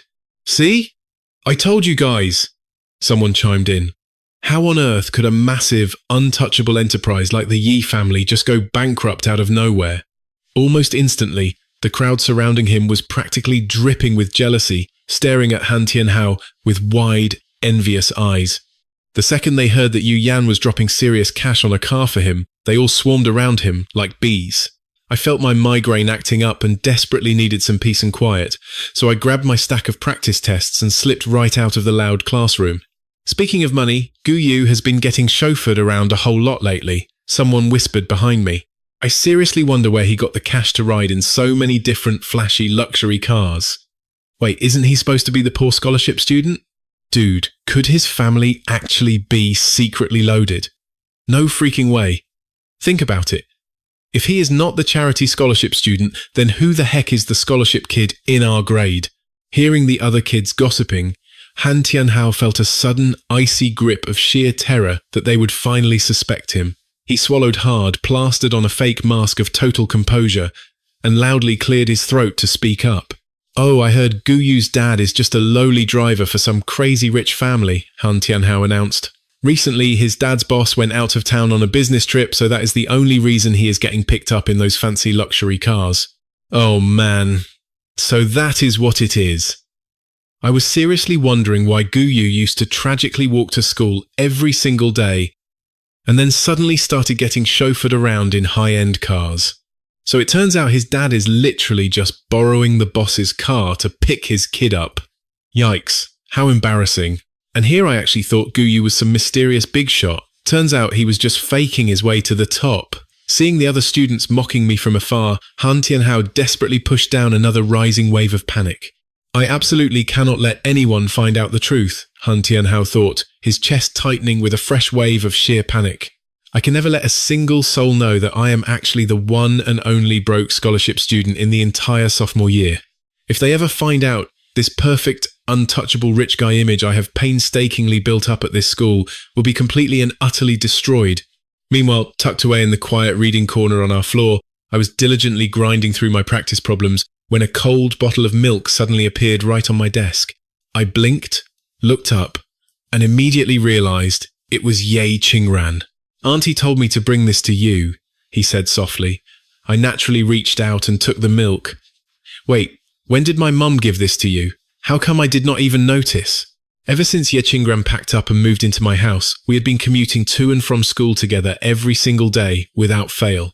I clearly remembered walking out the front door right alongside Ye Qingran this morning, so how in the world could my mum have sneaked him this milk just for me? It did not take a genius to figure it out. I quickly guessed that Ye Qingran had actually saved up his own cash to buy it for me. I had skipped lunch entirely, and my empty stomach was already growling like a wild animal. I stared down at the milk, feeling a tiny bit conflicted about the calories. Wait, am I technically on a diet right now? Is it really okay to just down a whole bottle of milk for lunch? Don't worry, it is skim milk, he added, reading my mind. You can go ahead and drink it. The moment I heard those words, I could not wait another second and jammed the plastic straw straight into the bottle. The rich, sweet, milky taste instantly washed over me, leaving me feeling incredibly warm and totally satisfied. Ye Qingran, your grades are honestly so freaking good, I mumbled around the straw. Why on earth were you stuck down in Class F before this? If you were up in Class A with me, we could literally hang out and study together every single recess. Ye Qingran stayed completely quiet for a brief moment, a shadow crossing his face before he finally spoke. Do you really want me to move up to Class A? I nodded enthusiastically while sipping my sweet milk. Well, yeah, of course I do. Ye Qingran did not say a single word in response. Seeing him stay so uncomfortably quiet, I instantly figured he just did not want to go back to Class A and deal with the absolute nightmare of facing Yu Yan. Hey, I am just throwing it out there. If you really do not want to go back to Class A, you absolutely do not have to force yourself. I will try my absolute best, he murmured. I quickly repeated myself. I am just saying, if you really do not want to go back to Class A, you seriously do not have to sweat it. No, I will try my absolute best. Hearing that sudden shift in his tone, my eyes widened in pure surprise. I will try my best to find a way back into Class A, he promised. Wait, really? Are you being serious right now? But before I even had a single second to jump up and celebrate, the harsh, blaring school bell signaling the end of our lunch break echoed loudly through the halls. Ye Qingran gently packed up the heavy textbooks sitting right in front of me and flashed a warm, genuine smile. Class is starting up again. Let's head on back and crush some more practice problems. I eagerly nodded my head in agreement. The second we walked back into the noisy classroom, I immediately spotted Han Tianhao aggressively bragging to the other students all over again about the ridiculously expensive gifts Yu Yan had supposedly bought him. When Han Tianhao's arrogant gaze finally locked onto mine, a sharp, undeniable flash of pure provocation crossed his eyes. I just rolled my eyes and completely ignored his pathetic existence. He could act as smug and untouchable as he wanted right now, but that is exactly how hard he was going to regret every single bit of it later on. His absolute lack of effort might not show during our laid-back regular classes, but once the brutal final exams rolled around, Han Tianhao was going to violently realize just how incredibly far behind he had fallen in his actual studies. In the absolute blink of an eye, it was finally time for finals 3 days later. Based entirely on the brutal rankings of our last monthly exam, Ye Qingran, Yu Yan, Han Tianhao, and I were all awkwardly crammed into the exact same testing room. The tension in the air was thick, and honestly, this specific exam was noticeably a whole lot harder than any of the previous monthly tests we had taken. But I just breezed right through the entire thing with absolute ease, confidently finishing my paper 20 minutes ahead of schedule. Han Tianhao, on the other hand, was clearly sweating bullets and not doing so hot. Right after the grueling exam finally ended, I noticed that Han Tianhao's face had gone completely and utterly pale like a ghost. Before all this, he used to be the untouchable class heartthrob, with absolutely flawless grades. But oh, how the mighty have fallen. Naturally, every single student in class was desperate to be buddy-buddy with him. Just like any other exam day, the whole crowd swarmed around his desk, practically shoving their test papers in his face to compare answers with the great Han Tianhao. Usually, he would eat this up, playing the perfect, patient genius while he checked answers with his adoring fans. But this time, he shot up from his seat in a total panic. I'm not feeling so great. I need to hit the restroom. Seeing her golden boy looking absolutely sick to his stomach, Yu Yuan rushed forward, her voice dripping with anxious concern as she asked if he was okay. I took one look at his pale, sweaty face and smirked. My gut was right. The so-called genius had completely bombed this final exam. 3 days later, the official rankings dropped like a bomb. Ye Qingrang crushed it, shooting straight to the #1 spot in the entire grade. Thanks to Ye Qingrang's hardcore tutoring, I snagged an impressive 3rd place. And Han Tianhao, the guy who used to sit comfortably at the top, absolutely tanked, plummeting past the 50th place. Even his little fangirl, Yu Yuan, took a massive hit, dropping all the way down to 20th place. Up at the podium, the homeroom teacher locked his ice-cold glare onto our fallen star. Han Tianhao, you are not leaving at noon until your parents come in to see me. The dude's face went completely ghost white. Sir, my dad is an incredibly busy man. He probably won't have time to make it. The teacher didn't skip a beat. Then what about your mom? The second she was mentioned, his expression twisted into pure agony. As he stood there dead silent, the rest of the class was totally clueless, but I knew exactly what was eating him alive. His parents had a nasty divorce ages ago. It had always been just him and his dad, struggling to scrape by and raise him all on his own. There was zero chance this fake rich kid was going to admit to his broken, lower-class reality in front of his adoring fans and the teacher. Seeing the kid clam up, the teacher let out a heavy, frustrated sigh. Look, your grades just took a massive nosedive. I don't care how busy your family is. Someone is walking through my door by noon, period. With that final verdict, the teacher coldly turned away to assign our summer homework, totally shutting down any chance for him to weasel his way out. Just the thought of his lowly chauffeur father stepping foot on this campus filled his heart with absolute terror. If these rich kids saw his dad, his lavish disguise would be blown to pieces. By noon, the bell rang, and most of the class had already grabbed their bags, bolting out the door for summer break. But Zhao Kai and a few of his lackeys stubbornly stayed behind. Yu Yuan was glued to his side, which only made Han Tianhao sweat bullets of sheer panic. He had secretly texted his dad to show up at 12:30. The plan was to wait out Yu Yuan and the others, letting the room clear so no one would ever discover his father's pathetic reality. But he severely underestimated Yu Yuan. Playing the devoted girlfriend, she stubbornly insisted on waiting right there until the teacher finished chewing him out before she would even think of leaving. Zhao Kai and his buddies played the exact same loyalty card, loudly claiming they were staying behind to comfort their bro. If only those idiots knew that comfort was the absolute last thing he wanted. All he needed was for every single one of them to get the hell out of his face. Otherwise, his entire pathetic web of lies was about to burn to the ground. Knowing this, I took my sweet, agonizing time packing up my practice workbooks. Out in the hallway, Ye Qingran noticed it was just Yu Yuan's pathetic little clique lingering behind. Smirking, he strolled right back into the classroom. He walked right up to my desk, reaching out to help me shove my books into my bag. I immediately slapped my hand down hard over his and shot him a sharp, knowing glare. After living together under the Gu family roof all this time, the guy practically read my mind. He instantly knew a massive show was about to go down. Without missing a beat, he lazily dragged a chair over and sat right next to me. Didn't you mention you were totally stuck on a math problem today? I'll walk you through it right now. Perfect. I was just stressing over how to naturally linger in this room and watch Han Tianhao's world crumble. Since Ye Qingran basically hand-delivered the ultimate excuse, I eagerly whipped my workbook back out, pointing my finger at a totally random equation. Yeah, it's this nightmare right here. Ye Qingran snatched the textbook, leaning back and leisurely pretending to scan the page. Meanwhile, sitting just a few desks away, Han Tianhao was practically vibrating with pure, unadulterated panic. It was a total nightmare that Yu Yuan and Zhao Kai were still breathing down his neck. But why the hell were Gu Yu and Ye Qinggran suddenly playing study buddies too?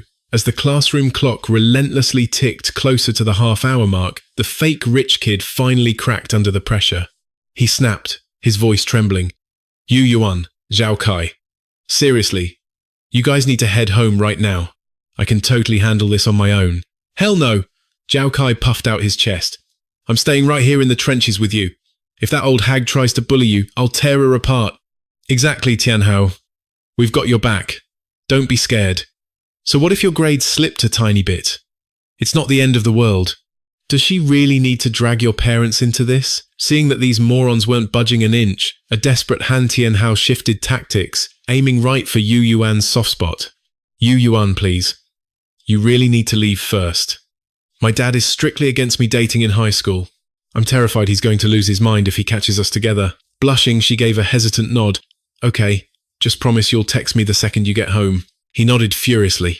Right now, he was praying to every god out there that this clingy girl would just turn around and disappear immediately. Even as she walked out, Yu Yuan anxiously looked back, begging Zhao Kai and the boys to watch over her precious Han Tianhao. Watching her fawn all over him, Zhao Kai and the rest of his crew practically drooled with naked envy. And then, Zhao Kai noticed me sitting near the front, completely unfazed, supposedly grinding through math problems. I acted like I hadn't heard a damn thing, but someone just had to open their mouth. Man, Miss Yu is so good to our Tianhao. I heard she's already prepping to pop the question. Tianhao, the Han family, is a massive enterprise. You two are totally getting engaged the second we graduate, right? Ah, I don't really know about all that. Tianhao played coy. What do you mean you don't know? Miss Yu is absolutely obsessed with you. There's no way she'd bear letting you study abroad all by yourself. Who knows? The Yu family might actually show up at the Han estate to propose first. Exactly. Tianhao is handsome, he's got a great personality, and on top of that, he's the young master of the Han family. He's the absolute perfect match for Miss Yu. She'd never let our boy go overseas all by his lonesome. She'll definitely tag along. Looking at the eager faces of his classmates, Tianhao looked like he was already daydreaming about marrying into serious wealth. Listening to this pathetic bootlicking, I couldn't help but scoff in my head. 3 years after we graduated high school, we had a reunion. By then, Han Tianhao had come back from studying abroad and hooked up with some rich foreign woman. Those two got engaged at lightning speed.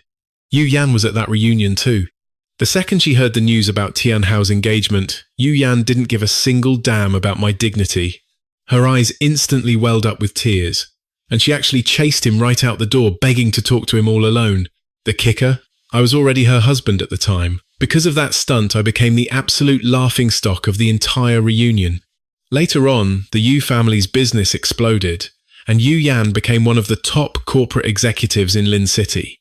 And right around that peak, Tianhao's rich wife failed in business and took her own life by jumping off a building. Only then did that leech crawl back to the country to rekindle his dirty little romance with Yu Yan. And my loving wife? To get a clean divorce, she literally locked me away in a mental asylum. Remembering all this hell from my past life, the pencil in my hand suddenly snapped in half. Ye Qinggran looked at me without saying a word, but the loud crack caught Zhu Kai and his cronies' attention. Haha! Looks like somebody can't stomach the truth. Our Tianhao is just destined for greatness. Gu, don't be so jealous. If you get lucky and are born rich in your next life, maybe Miss Yu will give you a second glance too. The crowd around me didn't even try to hide their ugly sneers, but Ye Qinggran wasn't about to let that slide. He stood right up, marched over, and kicked Zhu Kai's desk so hard it rattled. The jeering students instantly clamped their mouths shut. Right at that tense moment, a middle-aged man's voice echoed from the classroom doorway. Excuse me, is this class 1? The guy was in his 40s, average build, looking pretty weathered with a head full of greys. He was wearing a cheap chauffeur's uniform, and the sneakers on his feet were seriously worn out. His hands were completely calloused. If I wasn't mistaken, this guy had lived a very hard life. If my memory served me right, the ragged man standing right there was actually Han Tianhao's real father. Tianhao clearly hadn't expected his old man to show up so fast. Before the fake rich kid could even process it, Zhu Kai asked in confusion, who are you? The whole class immediately started sizing the poor guy up. Father Han smiled awkwardly.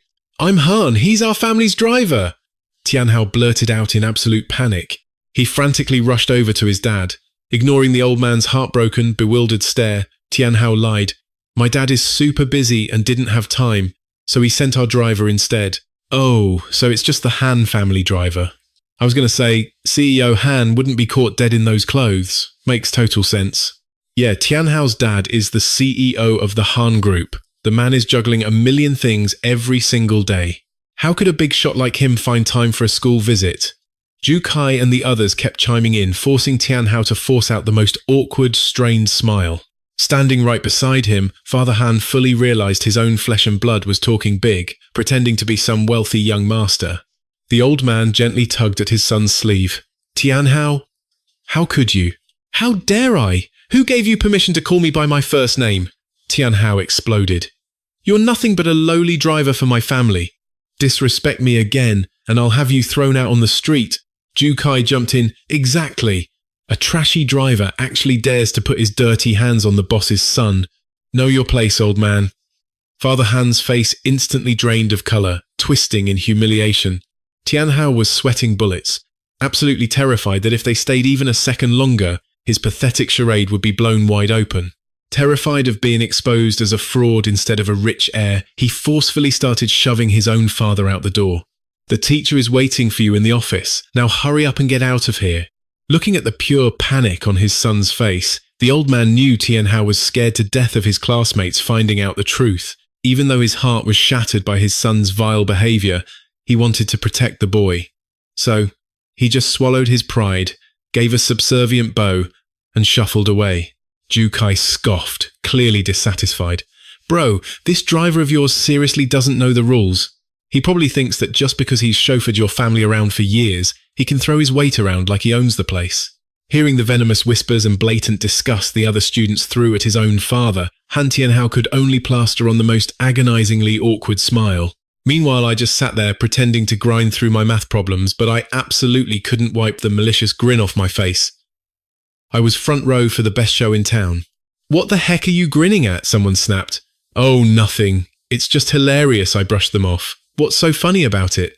You wouldn't get it right now, but trust me, you'll figure it out soon enough.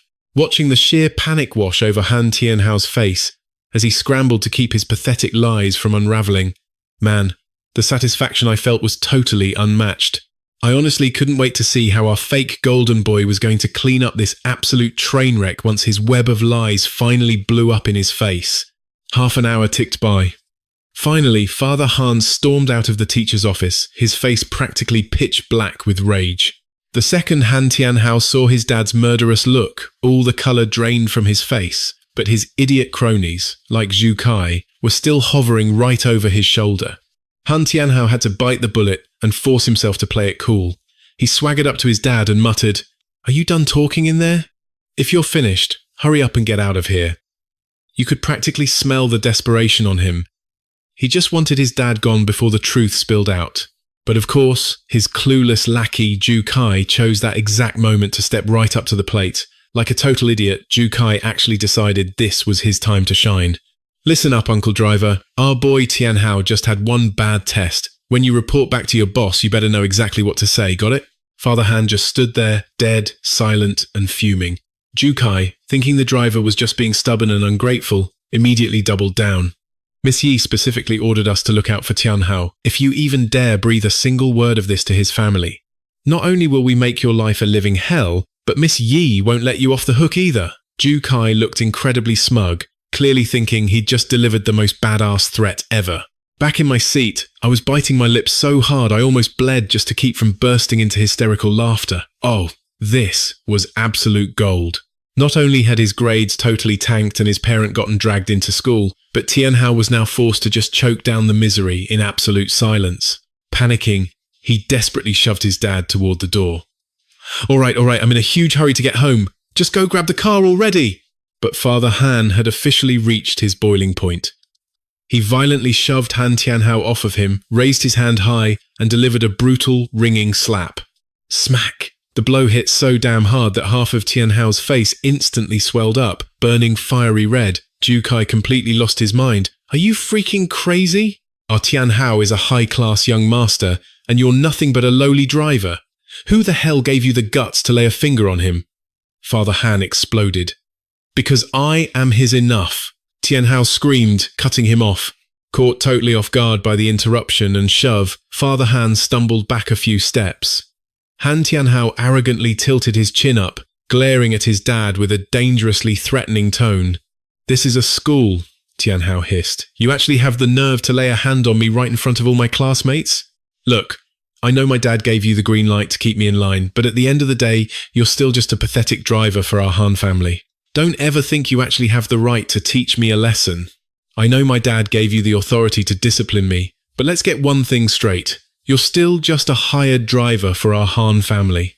Don't ever delude yourself into thinking you can actually teach me a lesson. Now, get your act together and go pull the car around. Or do you want to just stand here and let everyone turn the Han family into a total laughingstock? Every single word out of Tianhao's mouth was a pointed warning, desperately trying to keep his dad quiet, reminding him that they were standing in a school surrounded by listening ears. Father Han looked like he was about to blow a blood vessel, but swallowing his massive rage, he just aggressively flicked his sleeves and stormed off. Still stuck inside the classroom, I practically broke my neck craning to catch the rest of the juicy drama going down out in the hallway. But before I could see the grand finale, Yi Qinggran had already swooped in and packed every single one of my practice workbooks neatly into my backpack. By the time I finally snapped out of my drama-induced trance, I realized my desk was completely spotless. Yi Qinggran lightly tapped me on the back of the head. Have you seen enough yet? Come on, let's head home. The two of us walked out of the empty classroom side by side. Before I knew it, the much-anticipated summer break had finally arrived. Just for me, Yi Qinggran went out of her way to draw up a ruthless, military-grade summer workout schedule. And guess what? After more than 2 agonizing months of pure sweat and grind, I had successfully slimmed all the way down to a lean 130 pounds. This summer break was the absolute perfect window for my final, all-out sprint to the finish line. But by August, as the lazy dog days of summer were rapidly drawing to a close, the class group chat suddenly exploded with a million notifications, one random afternoon. I opened my phone and saw the chaos unfolding right there in the chat. Tianhao was in there, hyping everyone up and eagerly inviting the whole class to an exclusive summer resort to beat the heat. The second people heard the words free resort trip, the entire chat lost their absolute minds with excitement. Staring at his flashy little message on my screen, a dark, knowing smirk slowly crept across my face. It was so damn obvious. Tianhao was completely terrified that his real dad's epic meltdown at school had actually planted some seeds of doubt about his fake rich kid persona. So he purposely engineered this little getaway just to prove to the masses that he was, without a doubt, the elite young master of the Han family. And honestly, the guy worded his invite like a total snake. He casually tossed out that he was treating everyone to a premium summer resort, but he very carefully avoided ever explicitly claiming that his family actually owned the place. It was the perfect loophole to save his own skin if things went south later. I rolled over on my bed, shaking my head at how he deliberately dodged, saying his family owned the resort. Knowing that tricky little loophole would save him a massive headache down the road, I hopped right out of bed and sprinted straight over to Yi Qinggran's room next door. I didn't even bother knocking before I threw the door wide open. Yi Qinggran was just sitting quietly by the window, totally engrossed in her book. I leaned against the frame with a massive grin. "Hey, Yi Qinggran, are you completely free the day after tomorrow?" She looked up, slightly annoyed. "What is it now?" "Well, our buddy Tianhao from class just invited the entire class to some fancy summer resort to beat the heat.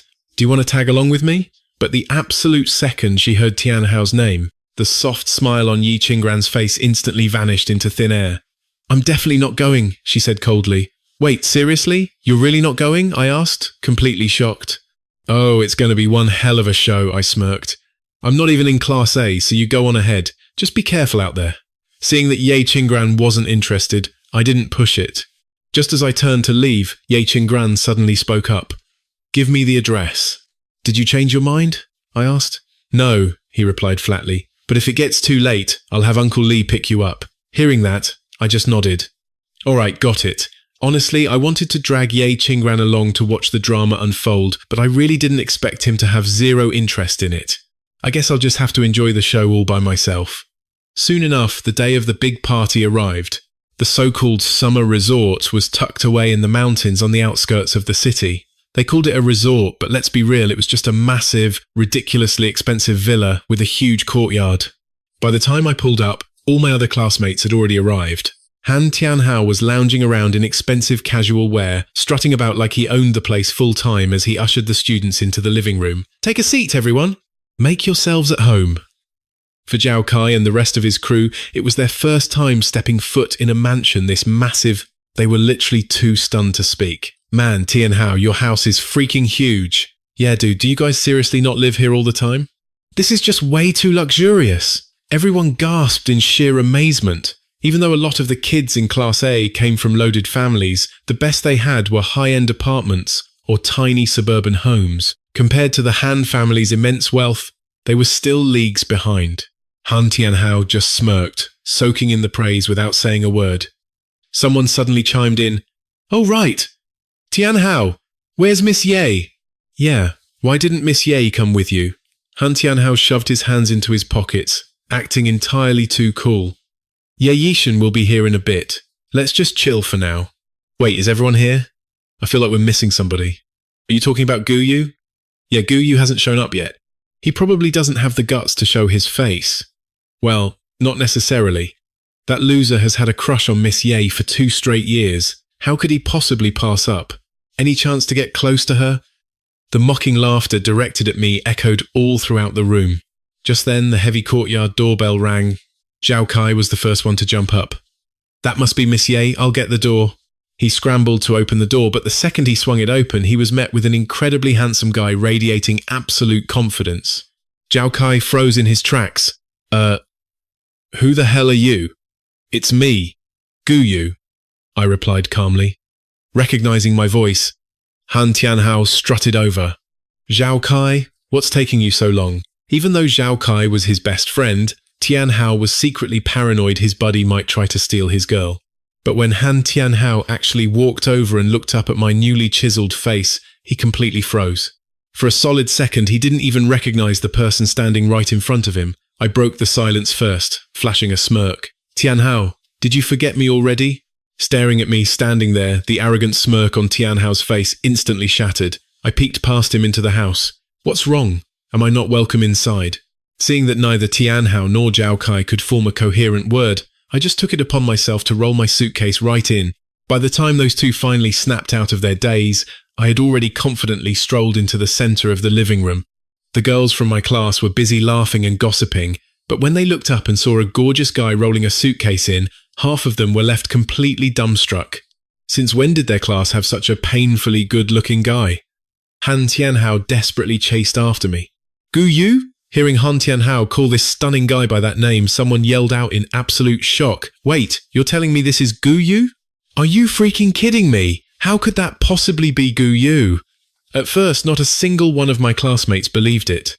But after carefully staring at my face, they realized my sharp new features still vaguely resembled how I used to look. Oh my god, it really is Guyu. Seeing that I had successfully dropped all that weight, everyone's faces absolutely lit up with awe and amazement.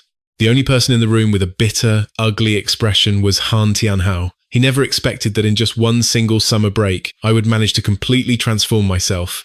If Ye Yiqian saw Guyu looking like this, would she start looking at him differently too? "Hey everyone, long time no see," I said smoothly. "My parents went on a business trip recently, so I made sure to prepare some small gifts for all of you. I really hope you like them." With a flick of the latches, I popped my suitcase open. The suitcase was stuffed to the brim with imported luxury watches, top-tier electronics, and absolutely exquisite designer jewelry. When my classmates saw the haul, they practically sprinted over. "Holy crap, these are high-end designer watches. Guyu, did your parents go abroad for this trip?" "Wait, isn't this bracelet a limited edition? I heard it's insanely expensive, and this gaming console alone costs thousands of dollars." In their greed, they completely forgot that Han Tianhao was supposed to be the main character today, looking down at a suitcase full of gifts, easily worth 6 figures. Han Tianhao's face turned even uglier. I casually glanced over at the two of them. "Tianhao, Zhao Kai, why don't you guys come over and pick something out too?" When Zhao Kai had seen the luxury goods in my suitcase earlier, his greedy eyes had practically lit up like fireworks. But he quickly remembered what Han Tianhao had drilled into his head before, that my dad was just a lowly driver and our family was dead broke. So how could they possibly go on some fancy business trip and bring back such outrageously expensive gifts? Zhao Kai scoffed dismissively. What's there to pick? He sneered. They're all just high-quality knockoffs anyway, right? Another classmate frowned. Zhao Kai, don't be a jerk. Guyu is just trying to be nice. What nonsense are you spouting? Exactly. You can tell these are the real deal just by looking at them. How could they be fake? They literally have foreign text and anti-counterfeit labels right here. Jukai, don't go running your mouth and slandering people. Man, everyone changed their tune in a heartbeat. Jukai was easily swayed by their words, while I just kicked back on the sofa, watching these fools happily pick out their little gifts. Seeing Tianhao hesitating to step up to the plate, I flashed a grin and broke the ice. Hey Tianhao, is this summer resort actually owned by your family? This place is absolutely massive. My seemingly innocent question put Han Tianhao in a seriously tight spot. Why? Because this luxury resort wasn't his at all. It was just a random villa the actual Han family practically never visited. The only reason he scored the keys today was purely because the real Han family went abroad for vacation, and he begged his chauffeur dad to pull some strings with the family nanny just to borrow them. In that exact moment, every single pair of eyes in the room fell squarely onto Han Tianhao. Seeing that I had just casually dropped heaps of ultra-expensive gifts, Han Tianhao had no choice but to bite the bullet. Yeah, it's my family's. Such a huge villa. So how come there isn't a single maid or nanny around? My follow-up question left Han Tianhao completely paralyzed. Bro, just begging for the keys to this place was a miracle in itself. Where on earth was he supposed to magically spawn a nanny? The other students started catching on too. Yeah, Tianhao. Not only are there no nannies, but there aren't any security guards either.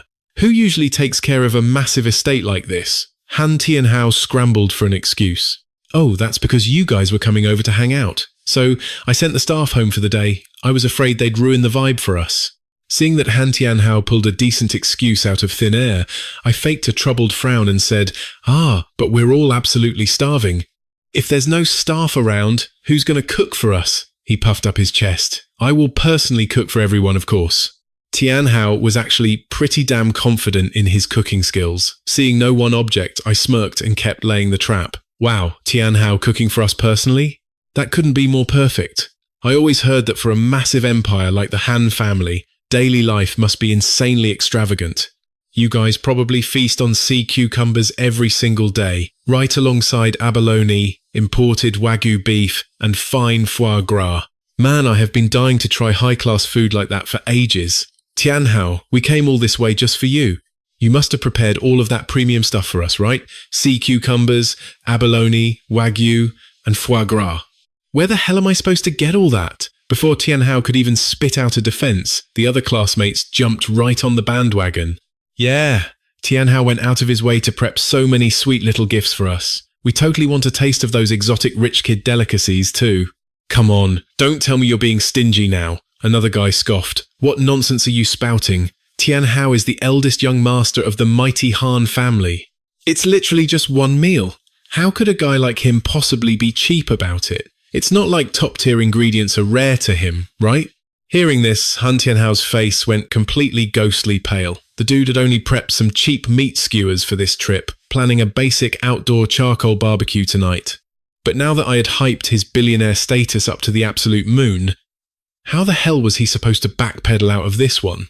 Seeing Han Tianhao frozen in silence, I just stood up. Come on guys, Tianhao definitely prepped the good stuff for us. Let me go check out what's waiting in the kitchen. Saying that, I boldly started marching straight for the kitchen. Panicking, Tianhao immediately threw himself in front of me. He forced the stiffest, most awkward smile you've ever seen. Haha, you guys came all this way. Of course I prepared it all. But, the ingredients are still in transit. Since we're going to eat luxury seafood, we obviously have to eat the absolute freshest catch, right guys? Hearing that a massive gourmet feast was actually on the way, the surrounding classmates nodded like eager puppies. I, however, just raised an eyebrow. Fresh, ocean-caught seafood, delivered deep into the remote mountains? Han Tianhao clearly hadn't prepared a damn thing. I honestly couldn't wait to watch him try to clean up this epic mess. While no one was paying attention, I wondered just how he was going to clean up this epic mess.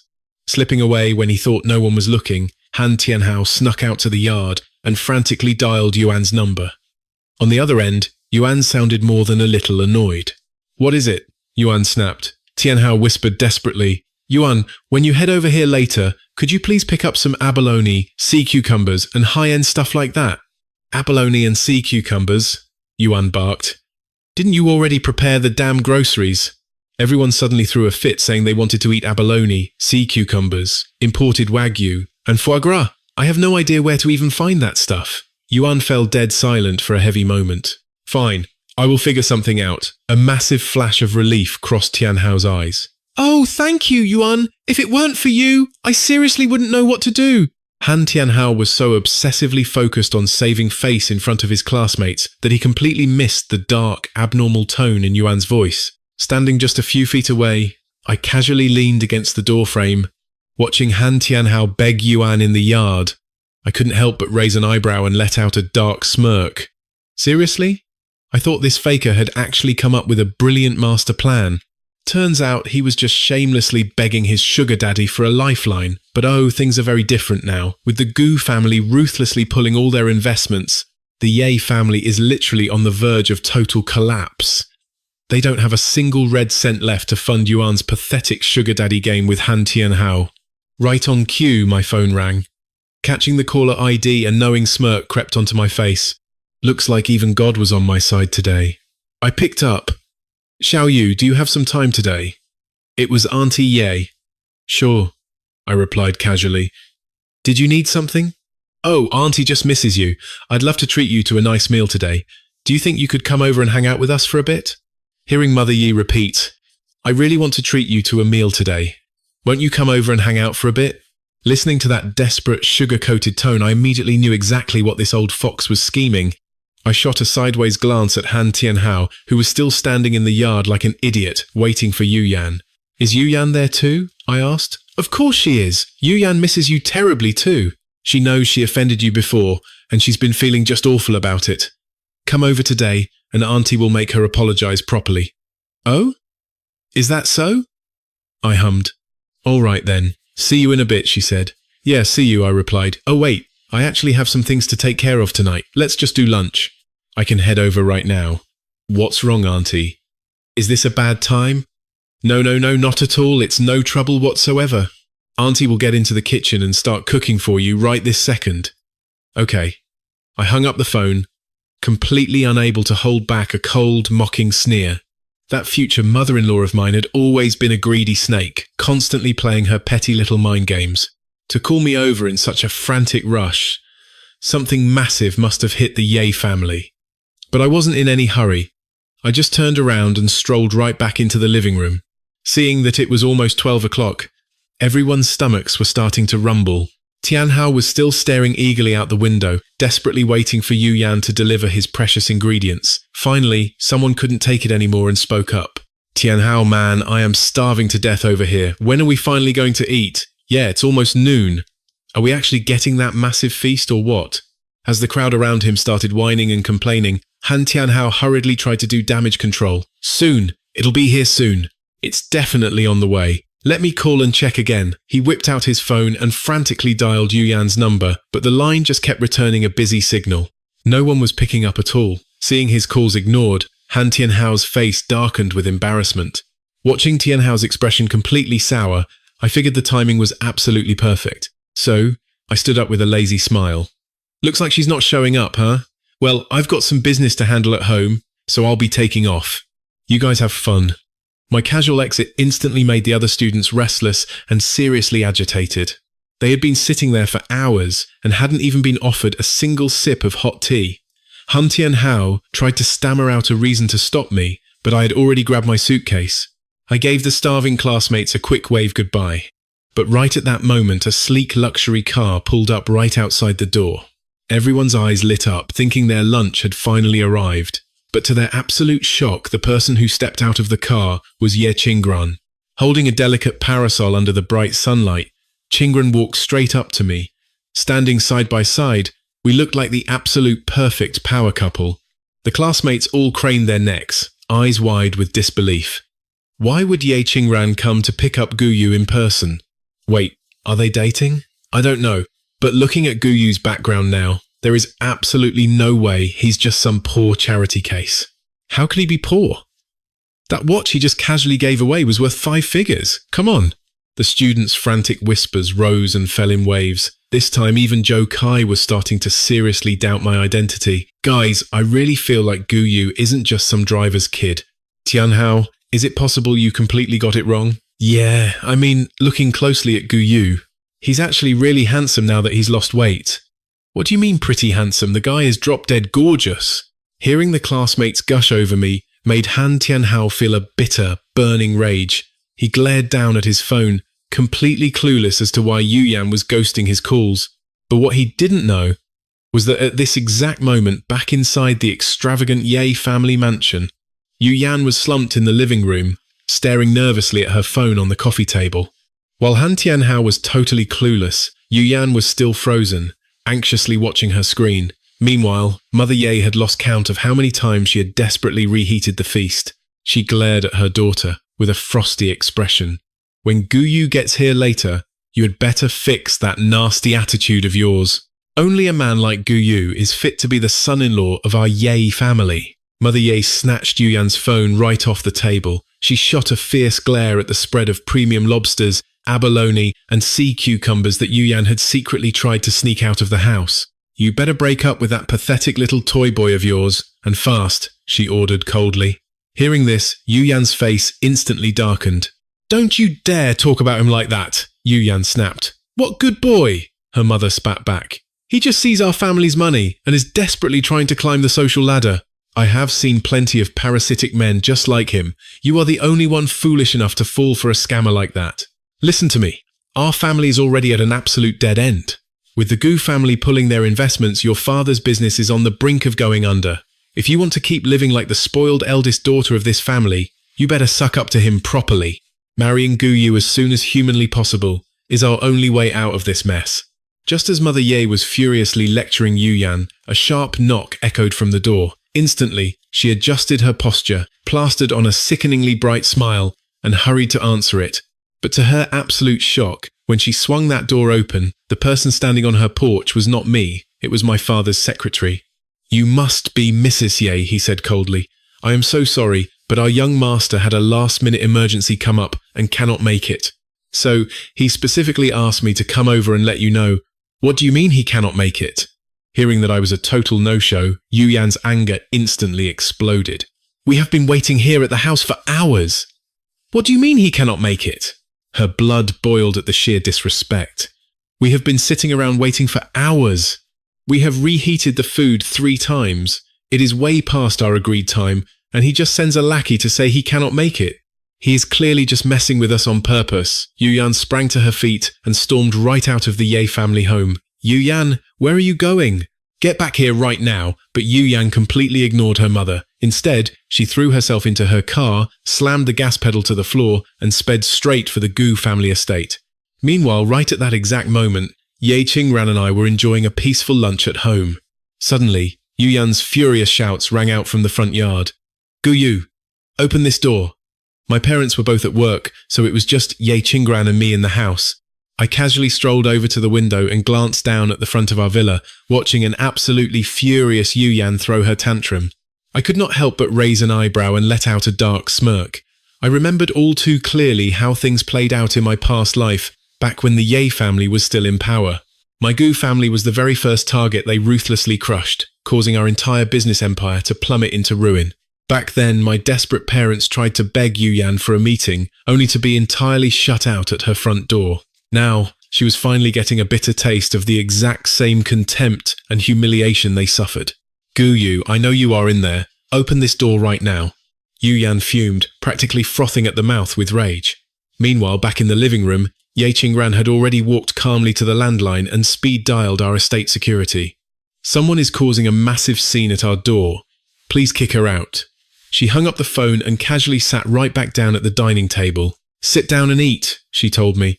I looked back out the window just in time to see 2 of our burly security guards rushing the gate. They immediately grabbed Yuyan by the arms to restrain her. She struggled like a wildcat, but she was effortlessly shoved to the dirt.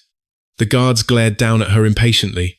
"Go on, get out of here. Hurry up and leave. Do not cause trouble on this property," Yuyan shrieked. "I am looking for Gu. Tell him to come out and see me." "Still not leaving, huh? If you do not scram right now, we are calling the cops." When had the proud, arrogant Yuyan ever suffered such a humiliating indignity? Her face twisted into a vicious scowl. "I am the eldest daughter of the Ye family. Who gave you guard dogs the nerve to treat me like this? The Ye family is not even fit to shine the Gu family's shoes," one guard spat back. "Besides, your whole family is about to go totally bankrupt. Did you seriously not know? Eldest daughter, my foot. In a few days, you will be out on the cold streets begging for scraps." The truth was, the dire situation of the Ye family had long since spread through upper-class social circles. Even the security guards working the wealthy villa district knew they were finished. Yu Yan's face went deathly pale, her expression turning icy. "What kind of absolute nonsense are you spouting? Looks like Miss Yi really is clueless, huh? Your family owes a mountain of debt all over the city. A ton of your big business projects are completely dead in the water. If our boss, Mr. Gu, had not been secretly propping you guys up, your family would have gone bankrupt ages ago. Your Ye family decided to bite the hand that fed you first. And yet, you still have the sheer nerve to come banging on our young master's door? Honestly, kicking you to the curb is already doing you a massive favor." Those brutal words were like taking Yu Yan's fragile, arrogant pride and grinding it straight into the dirt. Suddenly, she remembered exactly what her mother had told her earlier today, that the Yi family was standing at an absolute dead end. She originally assumed it was just a cheap tactic from her mother to force her into marrying me, deliberately exaggerating their financial crisis. She never expected every single word of it to be true. "I suggest you save your breath instead of coming here to harass our young master," the guard sneered. "You would be much better off figuring out how to save your precious Ye family and how to keep your fake title as the wealthy eldest daughter." With that final warning, the two security guards slammed the massive iron gates of the Gu family courtyard right in her face. Yu Yang clenched her fists until her knuckles turned white. "Well played, Gu Yu. Well played, Gu family. To actually push things to this absolute extreme." Seething with indignation, Yu Yan stomped back into her car and drove off. Watching her taillight speed away into the distance, a wicked surge of deep, vindictive satisfaction welled up inside my chest. She cannot even handle this tiny, pathetic bit of humiliation. The truly agonizing days of her utter ruin are still ahead of her. When my parents came home that evening, they were furious. That Yu Yan girl. She actually had the nerve to come cause a massive scene at our house. I casually comforted them from the sofa. "Do not let it make you mad. If it upsets you that much, next time we will just hang a big sign at the front gate. It will say, 'Yu Yan and dogs are not allowed.'" Hearing my joke, my father's tense expression finally softened into a light chuckle. "You little brat, you are always joking around. But this Ye family is really stepping way out of line. How could they act like this?" He sighed heavily. "To think I used to treat Yu Yan so well, yet she turned out to be such an ungrateful, backstabbing wretch." Seeing that the mood was finally perfectly set for my next move, I spoke up and asked, "Mom, Dad, I seem to remember that Uncle Ye bought a bunch of shares in our Gu family's company years ago. And our Gu family also holds a ton of shares in the Ye family's company too, right?" "Yes, that is exactly right," Dad replied. "Well," I smirked. "I heard from some classmates that the Ye family is in a massive amount of trouble lately. I figured, since our two families had completely burned our bridges anyway, why not get a lawyer to buy back the Gu family shares that the Ye family held? We could just play it off as an act of charity for them. But in return, the Gu family's shares in the Ye corporation? Yeah, they needed to cough those up too." I knew my dad was way too soft-hearted. Sure, he could play tough and refuse to help the Ye family right now, but it was only a matter of time before he caved in. Plus, thanks to those Gu family shares the Ye family was holding onto, they were raking in an 8-figure dividend every single month. That cash flow was definitely giving them a chance to catch their breath. But I wanted to make sure they never got the chance to turn things around. I wanted the Ye family to taste exactly what it felt like to lose absolutely everything. Sure enough, my dad thought it over carefully. "You know what, you are exactly right. Since we do not have ties anymore, we need to settle the business side of things." Hearing him agree, a massive weight finally lifted right off my chest. When the Ye family inevitably hit rock bottom, I absolutely could not let my dad's investments go down the drain with them. Cashing out those shares right now was the perfect way to cut our losses before it was too late. It would also completely sever our ties with the Ye Corporation for good. Besides, I remembered from my past life that the Ye family's crisis was not just some simple bankruptcy. It was a mountain of massive debt. Except, back then I was already married to Yu Yan, and our families were tangled up in each other's shares. The Gu family bled money just trying to help them survive the storm. But in this life, Yu Yan was entirely on her own. Later at the dinner table, Ye Qingran sat there completely silent. I noticed she looked pretty down, which was super rare for her. Ye Qingran, are you upset? You really care about the Ye family, do not you? Care about the Ye family? Me? Care about them? Well, in a twisted way, I guess I do care a lot. I just care about exactly when they are going bankrupt, and when Yu Yan will finally lose everything. But obviously, I could not just say my dark thoughts out loud. I gave her a puzzled look. Why would you suddenly say that? Are you worried about the Ye family? Or are you just worried about Yu Yan? Seeing her dead serious expression, I actually burst out laughing. I do not care about the Ye family, and I certainly do not care about Yu Yan. All I care about is making sure the Gu family does not go down with their sinking ship, and that we do not get scammed out of our money. Seriously, do not worry. I know the Ye family treated you like garbage in the past. There is absolutely zero chance I would ever pity them. Ye Qingran, I am always on your side. Hearing that, Ye Qingran totally froze. It took her a good second to snap back to reality. You are always on my side? Yeah, obviously. But wait, what about Yu Yan? What does she have to do with anything? You used to like her a lot. You said it yourself. That is all in the past. People have to move forward. Sure, I liked her before, but I am totally over her now. Then, who do you like now? I like my family, and I like myself. Just as Ye Qingran awkwardly lowered her eyes, I walked right up to her and gently grabbed her hand. And of course, you are my family too. With that single sentence, Qingran suddenly felt her heart skip a massive beat. Family. But deep down, she did not want to just be his family. Meanwhile, over at the summer resort, Han Tianhao was stuck cleaning up a giant mess all by himself. Not only had all his classmates ditched him that afternoon to clean up the mess, actually, because Yu Yan had totally stood him up, he had just lost a ton of face in front of absolutely everyone. Even Zhou Kai had made up some lame excuse to bail on him that evening. The more Han Tianhao thought about it, the more miserable he felt. He pulled out his phone and stubbornly kept dialing Yu Yan's number. Unlike before, this time she actually picked up Tianhao. But Tianhao was totally blind to the sheer exhaustion in her voice. Instead, he just snapped. Yu Yan, you have been dodging my calls all day long. What the hell have you even been doing? Do you have any idea how much face you made me lose in front of the entire class? I was completely humiliated. But this time, Yu Yan just stayed dead silent on the other end of the line for a long time. Tianhao's heart suddenly skipped a beat. Finally realizing something was seriously wrong, he instantly swallowed his temper. Yu Yan, look, I am sorry, I was just way too angry. I do not actually want to break up with you. Are you okay? After another painful silence, her incredibly exhausted voice finally whispered back. Tianhao, let us just take a few days to cool off. Yu Yan immediately hung up the phone. Han Tianhao's face instantly twisted into an ugly scowl.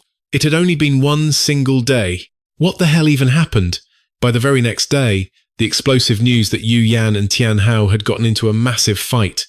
Yeah, the news of their epic fight had already spread to the entire class. Tianhao, who was usually super active in the group chat, did not say a single word all day. Honestly, I was not surprised by this outcome at all. And right now, hitting the books was way more important to me than enjoying their stupid drama. But that evening, my dad came home looking incredibly troubled. Naturally, my mom was super worried. Did things not go well at the company today, honey? Why the long face? The Yi family came snooping around again today, begging to see me. But I shut them down cold, my dad sighed, looking utterly exhausted. But regarding what you brought up last night, Guyu, about demanding those shares back, I honestly just don't know how to broach the subject without sounding completely heartless. He had a fair point. After all, our families had supposedly been close friends for over 10 years, but I knew the ugly truth. In my past life, that venomous missus Yi saw right through my dad's painfully soft heart. She manipulated him flawlessly, repeatedly begging our Gu family for bailouts. And if we ever dared to hesitate, she'd publicly smear us as heartless, ungrateful monsters, treating us worse than dirt. Knowing this, I refused to let history repeat itself. I stepped right up and took the reins. "Dad, why don't you just let me and our corporate lawyer handle this mess?" He frowned, shaking his head. "You're just a kid. What could you possibly know about corporate buybacks and share transfers?" "I'm not a kid anymore, Dad," I replied, my voice rock solid with conviction. "Even if I don't understand every piece of legal jargon, the lawyer absolutely does. I'll just go over there and gently persuade Auntie Ye to hand our shares back. I swear I won't cause a scene." Seeing the absolute sheer determination burning in my eyes, my dad's resolve finally began to crack. He took a long, heavy breath, finally caving in. "All right, kiddo, you can go ahead and give it a shot. Just remember," he warned softly, "it is totally fine if we take a little financial hit. Just don't give them any ammo to call us cold-blooded." Hearing that, I had to bite my tongue so hard to stop from laughing out loud. Our Gu family cold-blooded? What a total hilarious joke. The insane amount of money and support we've dumped into the Ye family over the years was more than enough. But those parasites? They were nothing but a pack of ravenous, backstabbing wolves. They absolutely didn't deserve a single ounce of my dad's kindness. This time around, I swear on my life, I'm going to bleed the Ye family dry until they don't have a single red cent left to their name. Bright and early the very next morning, I marched right up to their lavish front door, our shark of a corporate lawyer standing right by my side. Inside, Mrs. Ye was already pulling her hair out because the Ye Corporation's stock had completely tanked overnight. When that doorbell buzzed, she panicked, totally assuming we were vicious debt collectors here to break some kneecaps. She yanked the door open, looking absolutely frantic and deeply annoyed. "Who the hell is banging on my door first thing in the morning? Didn't I already tell you the money would be paid back?" she snapped aggressively. But as the venomous words left her mouth, she finally looked up and locked eyes with me. "Auntie Ye?" "It's me," I said with a sickly, sweet, innocent smile. Seeing me standing there instead of a loan shark, Mrs. Ye's jaw practically slammed into the floor. It had only been a few short months since we last saw each other. She couldn't believe how much I, the formerly chubby and pathetic Guyu, had completely transformed. "Guyu? Is that really you, sweetie?" "Yep, it's me. I got super tied up with some stuff last time, so I made sure to come specifically to visit you today. You aren't mad at me, are you, Auntie Ye?" Instantly, her face stretched into a massive, overly enthusiastic grin. "Oh, honey, how could your auntie ever be mad at you? Come in, come right in. Wow, look at you, getting more and more handsome by the day. I almost didn't even recognize you," she gushed, practically shoving me through the doorway with sickeningly fake affection. "Guyu, honey, are you here to see Yu Yan? I'll call her right now and demand she come straight home. I swear, I have no idea where that wild girl ran off to play today. I seriously need to sit her down and give her a piece of my mind," she rambled on, happily bustling around the kitchen to brew a fresh pot of ridiculously expensive tea for me. "Auntie, really, there's absolutely no need to trouble yourself," I interrupted smoothly, watching her play the perfect, doting hostess. "I actually didn't come here to see Yu Yan today. I came specifically to see you, Auntie." "See me?" She blinked, her fake smile faltering for a second. I casually gestured to the man in the sharp suit standing next to me. "This is the Gu Corporation's lead attorney. We came over today to discuss buying back our shares from you." "Buying back shares?" Mrs. Ye's heart instantly skipped a beat, her eyes widening in pure, unadulterated terror. She immediately thought I was here to snatch away the very last lifeline the Ye family had. I kept my voice perfectly polite, playing the concerned nephew. My dad heard through the grapevine that the Ye Corporation is in a pretty tight spot financially right now. He remembered that your company still holds a significant chunk of shares in our Gu family's business. So he specifically sent our lawyer over to offer to buy back those shares at a massive premium, hoping the cash injection will help the Ye Corporation survive this brutal financial crisis. My words sounded incredibly sweet and generous, but the underlying cutthroat message was brutally clear. We were completely and totally severing ties with them. Mrs. Ye stood there, her mind racing with absolute panic. It was true, the Ye family was drowning in a mountain of debt. If they couldn't come up with cash fast, this very mansion would be seized and auctioned off to the highest bidder. But if she actually handed over those precious Gu Corporation shares, her family would lose their absolute last source of guaranteed, long-term income. Desperate Mrs. Ye completely dropped her pride and grovelled. "Goo you, honey. Since you brought this up, Auntie actually has a huge, desperate favour to ask of you." She forced a tragic, teary look onto her face. "Ever since Yu Yan's poor father passed away, we have relied so heavily on your wonderful family's constant care and generosity, but right now, our Ye family is truly facing our darkest, most difficult hour. I was just wondering, would your amazing dad be willing to lend a helping hand and float us a quick cash loan? I swear, on my life, the very second the Yi Corporation gets back on its feet, we will pay back every single penny immediately. Plus your family still holds shares in our company too, right?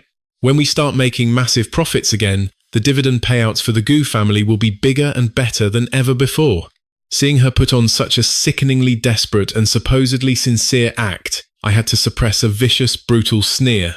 Bigger payouts? Yeah, right, in her dreams. I kept playing the innocent, gullible kid. "Oh wow, Auntie, that sounds absolutely awful. Exactly how much money does the Ye family need to survive this horrible crisis?" Seeing me take the bait, hook, line and sinker, her eyes lit up with absolute, unfiltered greed. "We just need 1 billion. We are only short 1 billion, and our company will completely pull through." Hearing her casually demand a staggering 1 billion, I immediately frowned, pretending to look incredibly stressed and conflicted. 1 billion? Gee, I don't know. Terrified that I was going to back out, she lunged forward and desperately grabbed my hands. "Guyu, please! You're such a good, sweet kid, and your dad is a literal saint! Have mercy on a poor widow and her helpless orphan daughter. We are at our wits' end. If we don't get this 1 billion, I swear we'll be sleeping on the streets." Mrs. Ye knew I was a softie, just like my old man. Right now, she was sobbing her eyes out, trauma-dumping all her recent miseries on me. I know Yuan was an ungrateful brat before, but I've already taught her a lesson. Don't you worry. In my heart, you are my only son-in-law.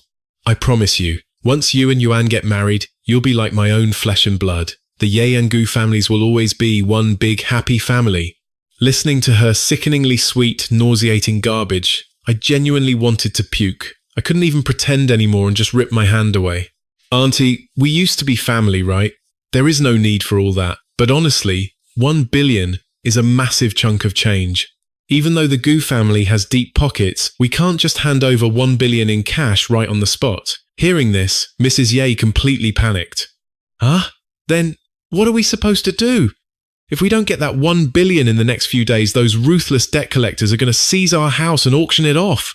I put on a fake smile to comfort the desperate woman in front of me. "Auntie, take a deep breath. Even if my family can't pull out 1 billion, you absolutely can. Me? Where on earth would I get 1 billion? Auntie, you are still holding on to 5% of the Gu family's shares, aren't you? It might not seem like a lot, but the market value is sitting at a solid 600 to 800 million. Right now, the Ye family is bleeding cash. Sure, that 5% gives you nice monthly dividends, but distant water can't put out a fire right in front of you. For the sake of our family's past bond, I'm going to make an executive decision here. I will personally use 1 billion to buy back that 5% of Gu Corporation shares that your family is holding on to. Then, I'll have my dad pull some strings to sell off that 5% on our end. Sure, our family is going to take a nasty hit, a loss of at least a few hundred million. But at least we'll be saving the Ye family from absolute ruin." The second those words left my mouth, Mrs. Ye's eyes lit up with pure, unadulterated greed. I was essentially handing them a free 200 or 300 million on a silver platter. She would literally never find a sweeter deal in her entire life. But, will your father actually agree to this? My dad is the softest guy I know. Auntie, just let me handle him. I guarantee it'll work. But I could see her still hesitating, desperately clinging to those Gu Corporation shares like a dog with a juicy bone. So I leaned in and pushed harder. "Auntie, I am sticking my neck out for you here. I'm doing this for your own good. I've heard those underground debt collectors do not play around. If you can't cough up the cash, they might just start chopping off hands and feet to prove a point." The moment she heard chopping off hands and feet, all the colour completely drained from her face. Then I'll sign over the shares right now." But exactly how soon will that money hit our account? "Auntie, slow down. There is one more condition you absolutely have to agree to first." "What is it?" she asked anxiously. My dad actually sent me here with a very specific mission. Look, I am doing you a massive favor to bail you out. So, I need you to buy back the 5% of Yay Corporation shares that our Goo family currently holds. We want to completely cash out our position, but right now we literally can't scrape together that kind of cash. Auntie, relax. I've already done all the math for you. As of today, the Yee Corporation stock has completely tanked. The value of those shares has plummeted by more than half. Honestly, buying back this 5% of Yay Corporation shares from us right now is the smartest, most cost-effective move you could possibly make. Once your company bounces back in the future, you can easily flip them for a huge profit. Auntie, seriously, just think about it. Before the crash, that 5% of Yay Corporation shares we held was worth nearly 1 billion. But now that your stock has hit rock bottom, that same 5% is barely worth 200 million. At the end of the day, it's the Goo family swallowing the massive loss here. Plus, when I offered to buy back your Goo shares just a minute ago, I basically gifted you a 300 million bonus. You can't possibly refuse to help me out with this tiny little favor, right? Mrs. Yay looked completely dazed, her brain totally frying from all my rapid-fire calculations. Sure, she thought she was a shrewd businesswoman, but when it came to actual corporate warfare, she was basically a rookie. That was exactly why I could easily lead her around by the nose. That actually makes a lot of sense. Of course, I have to help you with this, otherwise I'd just be completely heartless. Giving up the Goo Corporation shares had made her hesitate, sure, but buying back her own Yee Corporation shares at a massive discount? Mrs. Yay couldn't have asked for a sweeter deal. In her greedy mind, she could just flip those shares later for a fortune, and she'd never have to pay us another dime in monthly dividends. Beaming with relief, Mrs. Yay affectionately patted my hand. I will go grab my private seal and the original share agreement right this second. Good boy, you just wait right here for Auntie. I gave her a warm, reassuring smile and nodded. But the absolute second she left the room, that fake smile vanished from my face. My eyes turned ice cold as I took a slow, unhurried sip of my tea. Mr. Goo. My lawyer opened his mouth to ask a question, but I shot him a deadly, silencing glare. He instantly snapped his mouth shut. He didn't dare breathe another word. A few minutes later, Mrs. Yay came sprinting out of the bedroom like her life depended on it.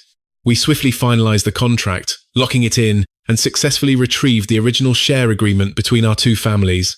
A genuine, victorious smirk finally bloomed across my face. With this single piece of paper, the Goo family was finally, permanently severed from the sinking ship that was the Yay family. Goo you, what about the money? Don't you worry, Auntie. That cash will hit your account very soon. But hey, we need to get one tiny detail straight first. I know the Yay family is in a really tight spot right now, so I figure that 200 million you owe us for buying back your shares might be a bit too hard for you to cough up all at once, right? Hearing that, Mrs. Yay nodded so hard I thought her head might fall off. So, I told her, I've come up with two options for you. Option 1, we deduct it from the 1 billion we're paying the Yay family, or option 2, you can just owe us this 200 million for now. I'll have my lawyer draft the contract right now.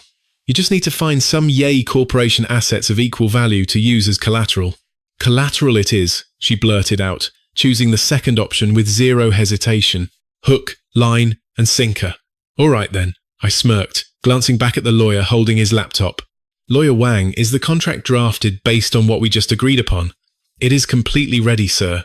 He placed the newly written agreement right in front of Mrs. Yay and me. Print it out. Auntie Yay, if everything looks good to you, well, let's just sign it today. That way, we can wire those funds to your family as soon as humanly possible. Hearing the promise of cash, Mrs. Yay practically vibrated with excitement, nodding repeatedly. Honestly, the foolish woman didn't even know how to read a basic contract anyway. She was totally clueless about the legalese, but as long as she believed the terms were secretly in her favor, that was more than enough for her. I just sat back unhurriedly, slowly sipping my tea, and watched as she pretended to read it carefully before eagerly stamping and signing her name. A dark, satisfied smile finally crept onto my face. Auntie Yay, for this collateral, I think we'll use your family's assets. 5 downtown properties and 3 luxury cars. But, it still feels a little short. This is pretty tricky. Seeing me pretend to hesitate, Mrs. Yay panicked. Terrified that I would back out of the deal, she quickly spoke up. I still have some precious jewelry stashed away. They are incredibly valuable. They are worth at least 20 million. Just wait right here. I'll go grab them for you. I gave a reluctant nod. Well, if that's the case, it should be enough. Lawyer Wang, please note that down. Right away, Mr. Gu. Wang quickly typed everything Mrs. Ye just frantically offered into the ironclad terms. The second I saw her sign the final page and stamp her fingerprint, I calmly stood up. Once the official seal is stamped, we will immediately transfer the funds to your corporate account. Auntie, I will be taking my leave now. You are leaving already? Aren't you going to wait for Yu Yan to come back and have dinner with us? No thank you, Auntie Ye. With that, I grabbed Lawyer Wang and walked right out of their massive villa. Honestly, if I had stayed in that house for even one more second, I would have burst out laughing like a maniac. Once outside, Wang looked at me. Mr. Gu, is it really appropriate to do this? What's inappropriate about it? I shot back. After all this time? Do you know exactly how much money we've blindly handed over to the Ye family? It is high time those leeches finally paid us back. My expression went ice cold. Anyway, I refuse to let the Gu family make any more losing deals, and I definitely won't let those parasites take advantage of us for nothing. When I got back home that evening, my poor father was still pacing and worrying. He was convinced things hadn't gone smoothly at all, especially when he caught sight of Lawyer Wang's slightly hesitant expression. My dad let out a heavy, defeated sigh. Just spit it out, son. How much money did we lose this time? Let your old man know what to expect. We made 700 million, I said flatly. Made 700 million? Lawyer Wang silently handed over the agreement we'd just signed. My dad took the folder, eyeing it with total disbelief. Let me see exactly how you magically managed to make 700 million. He didn't take my words seriously at first, but as he opened the contract, the more he read, the wider his eyes got. By the end of page 1, he was scrambling to put on his reading glasses. He looked utterly astonished. All these collaterals actually real? Yeah, she only wanted 1 billion to cut ties with us forever. So not only did she return our Gu family shares, but she also mortgaged all their houses and luxury cars straight to us. Dad, it is right there in black and white on the contract. Do you really think I'd lie to you about this? He still couldn't wrap his head around it. Their 5% shares in the Gu Corporation could easily fetch 1.5 billion on the open market, but the Ye family just accepted 1 billion to return them? And on top of that, they actually put up all this collateral. This is just unbelievable. Son, what exactly is the catch with this collateral? Well, Dad, doesn't our family still hold shares in the Ye Corporation? Auntie Ye couldn't exactly cough up the cash to buy out our shares right on the spot. So I generously suggested she put up some collateral of equal value instead. That way, they can just be in debt to us for now. When the deadline passes and they inevitably can't come up with the cash, we just auction off every single piece of this collateral to recoup our old losses. Hearing my ruthless plan, my father was completely taken aback. Seriously, just hearing me lay it all out left him completely speechless.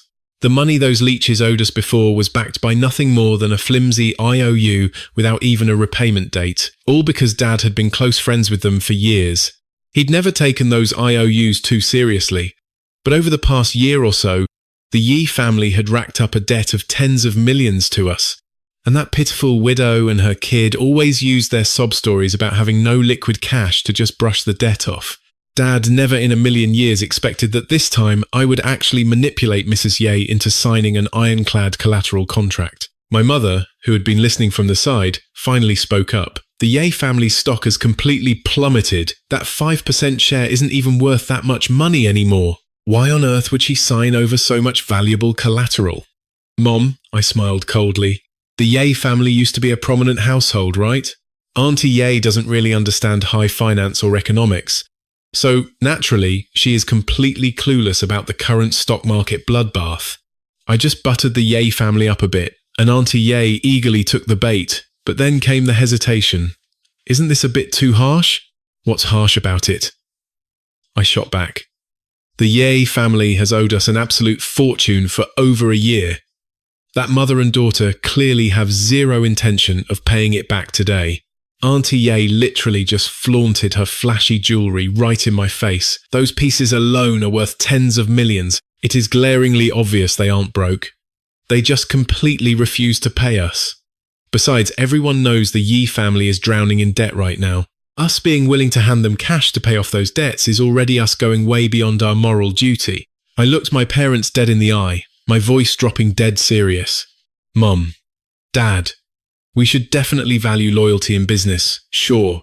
But if the other side doesn't appreciate it at all, we absolutely cannot afford to be soft-hearted. I would never, ever forget how ruthlessly the Ye family treated our Gu family in my past life. In this life, I was just serving them a bitter taste of their own medicine.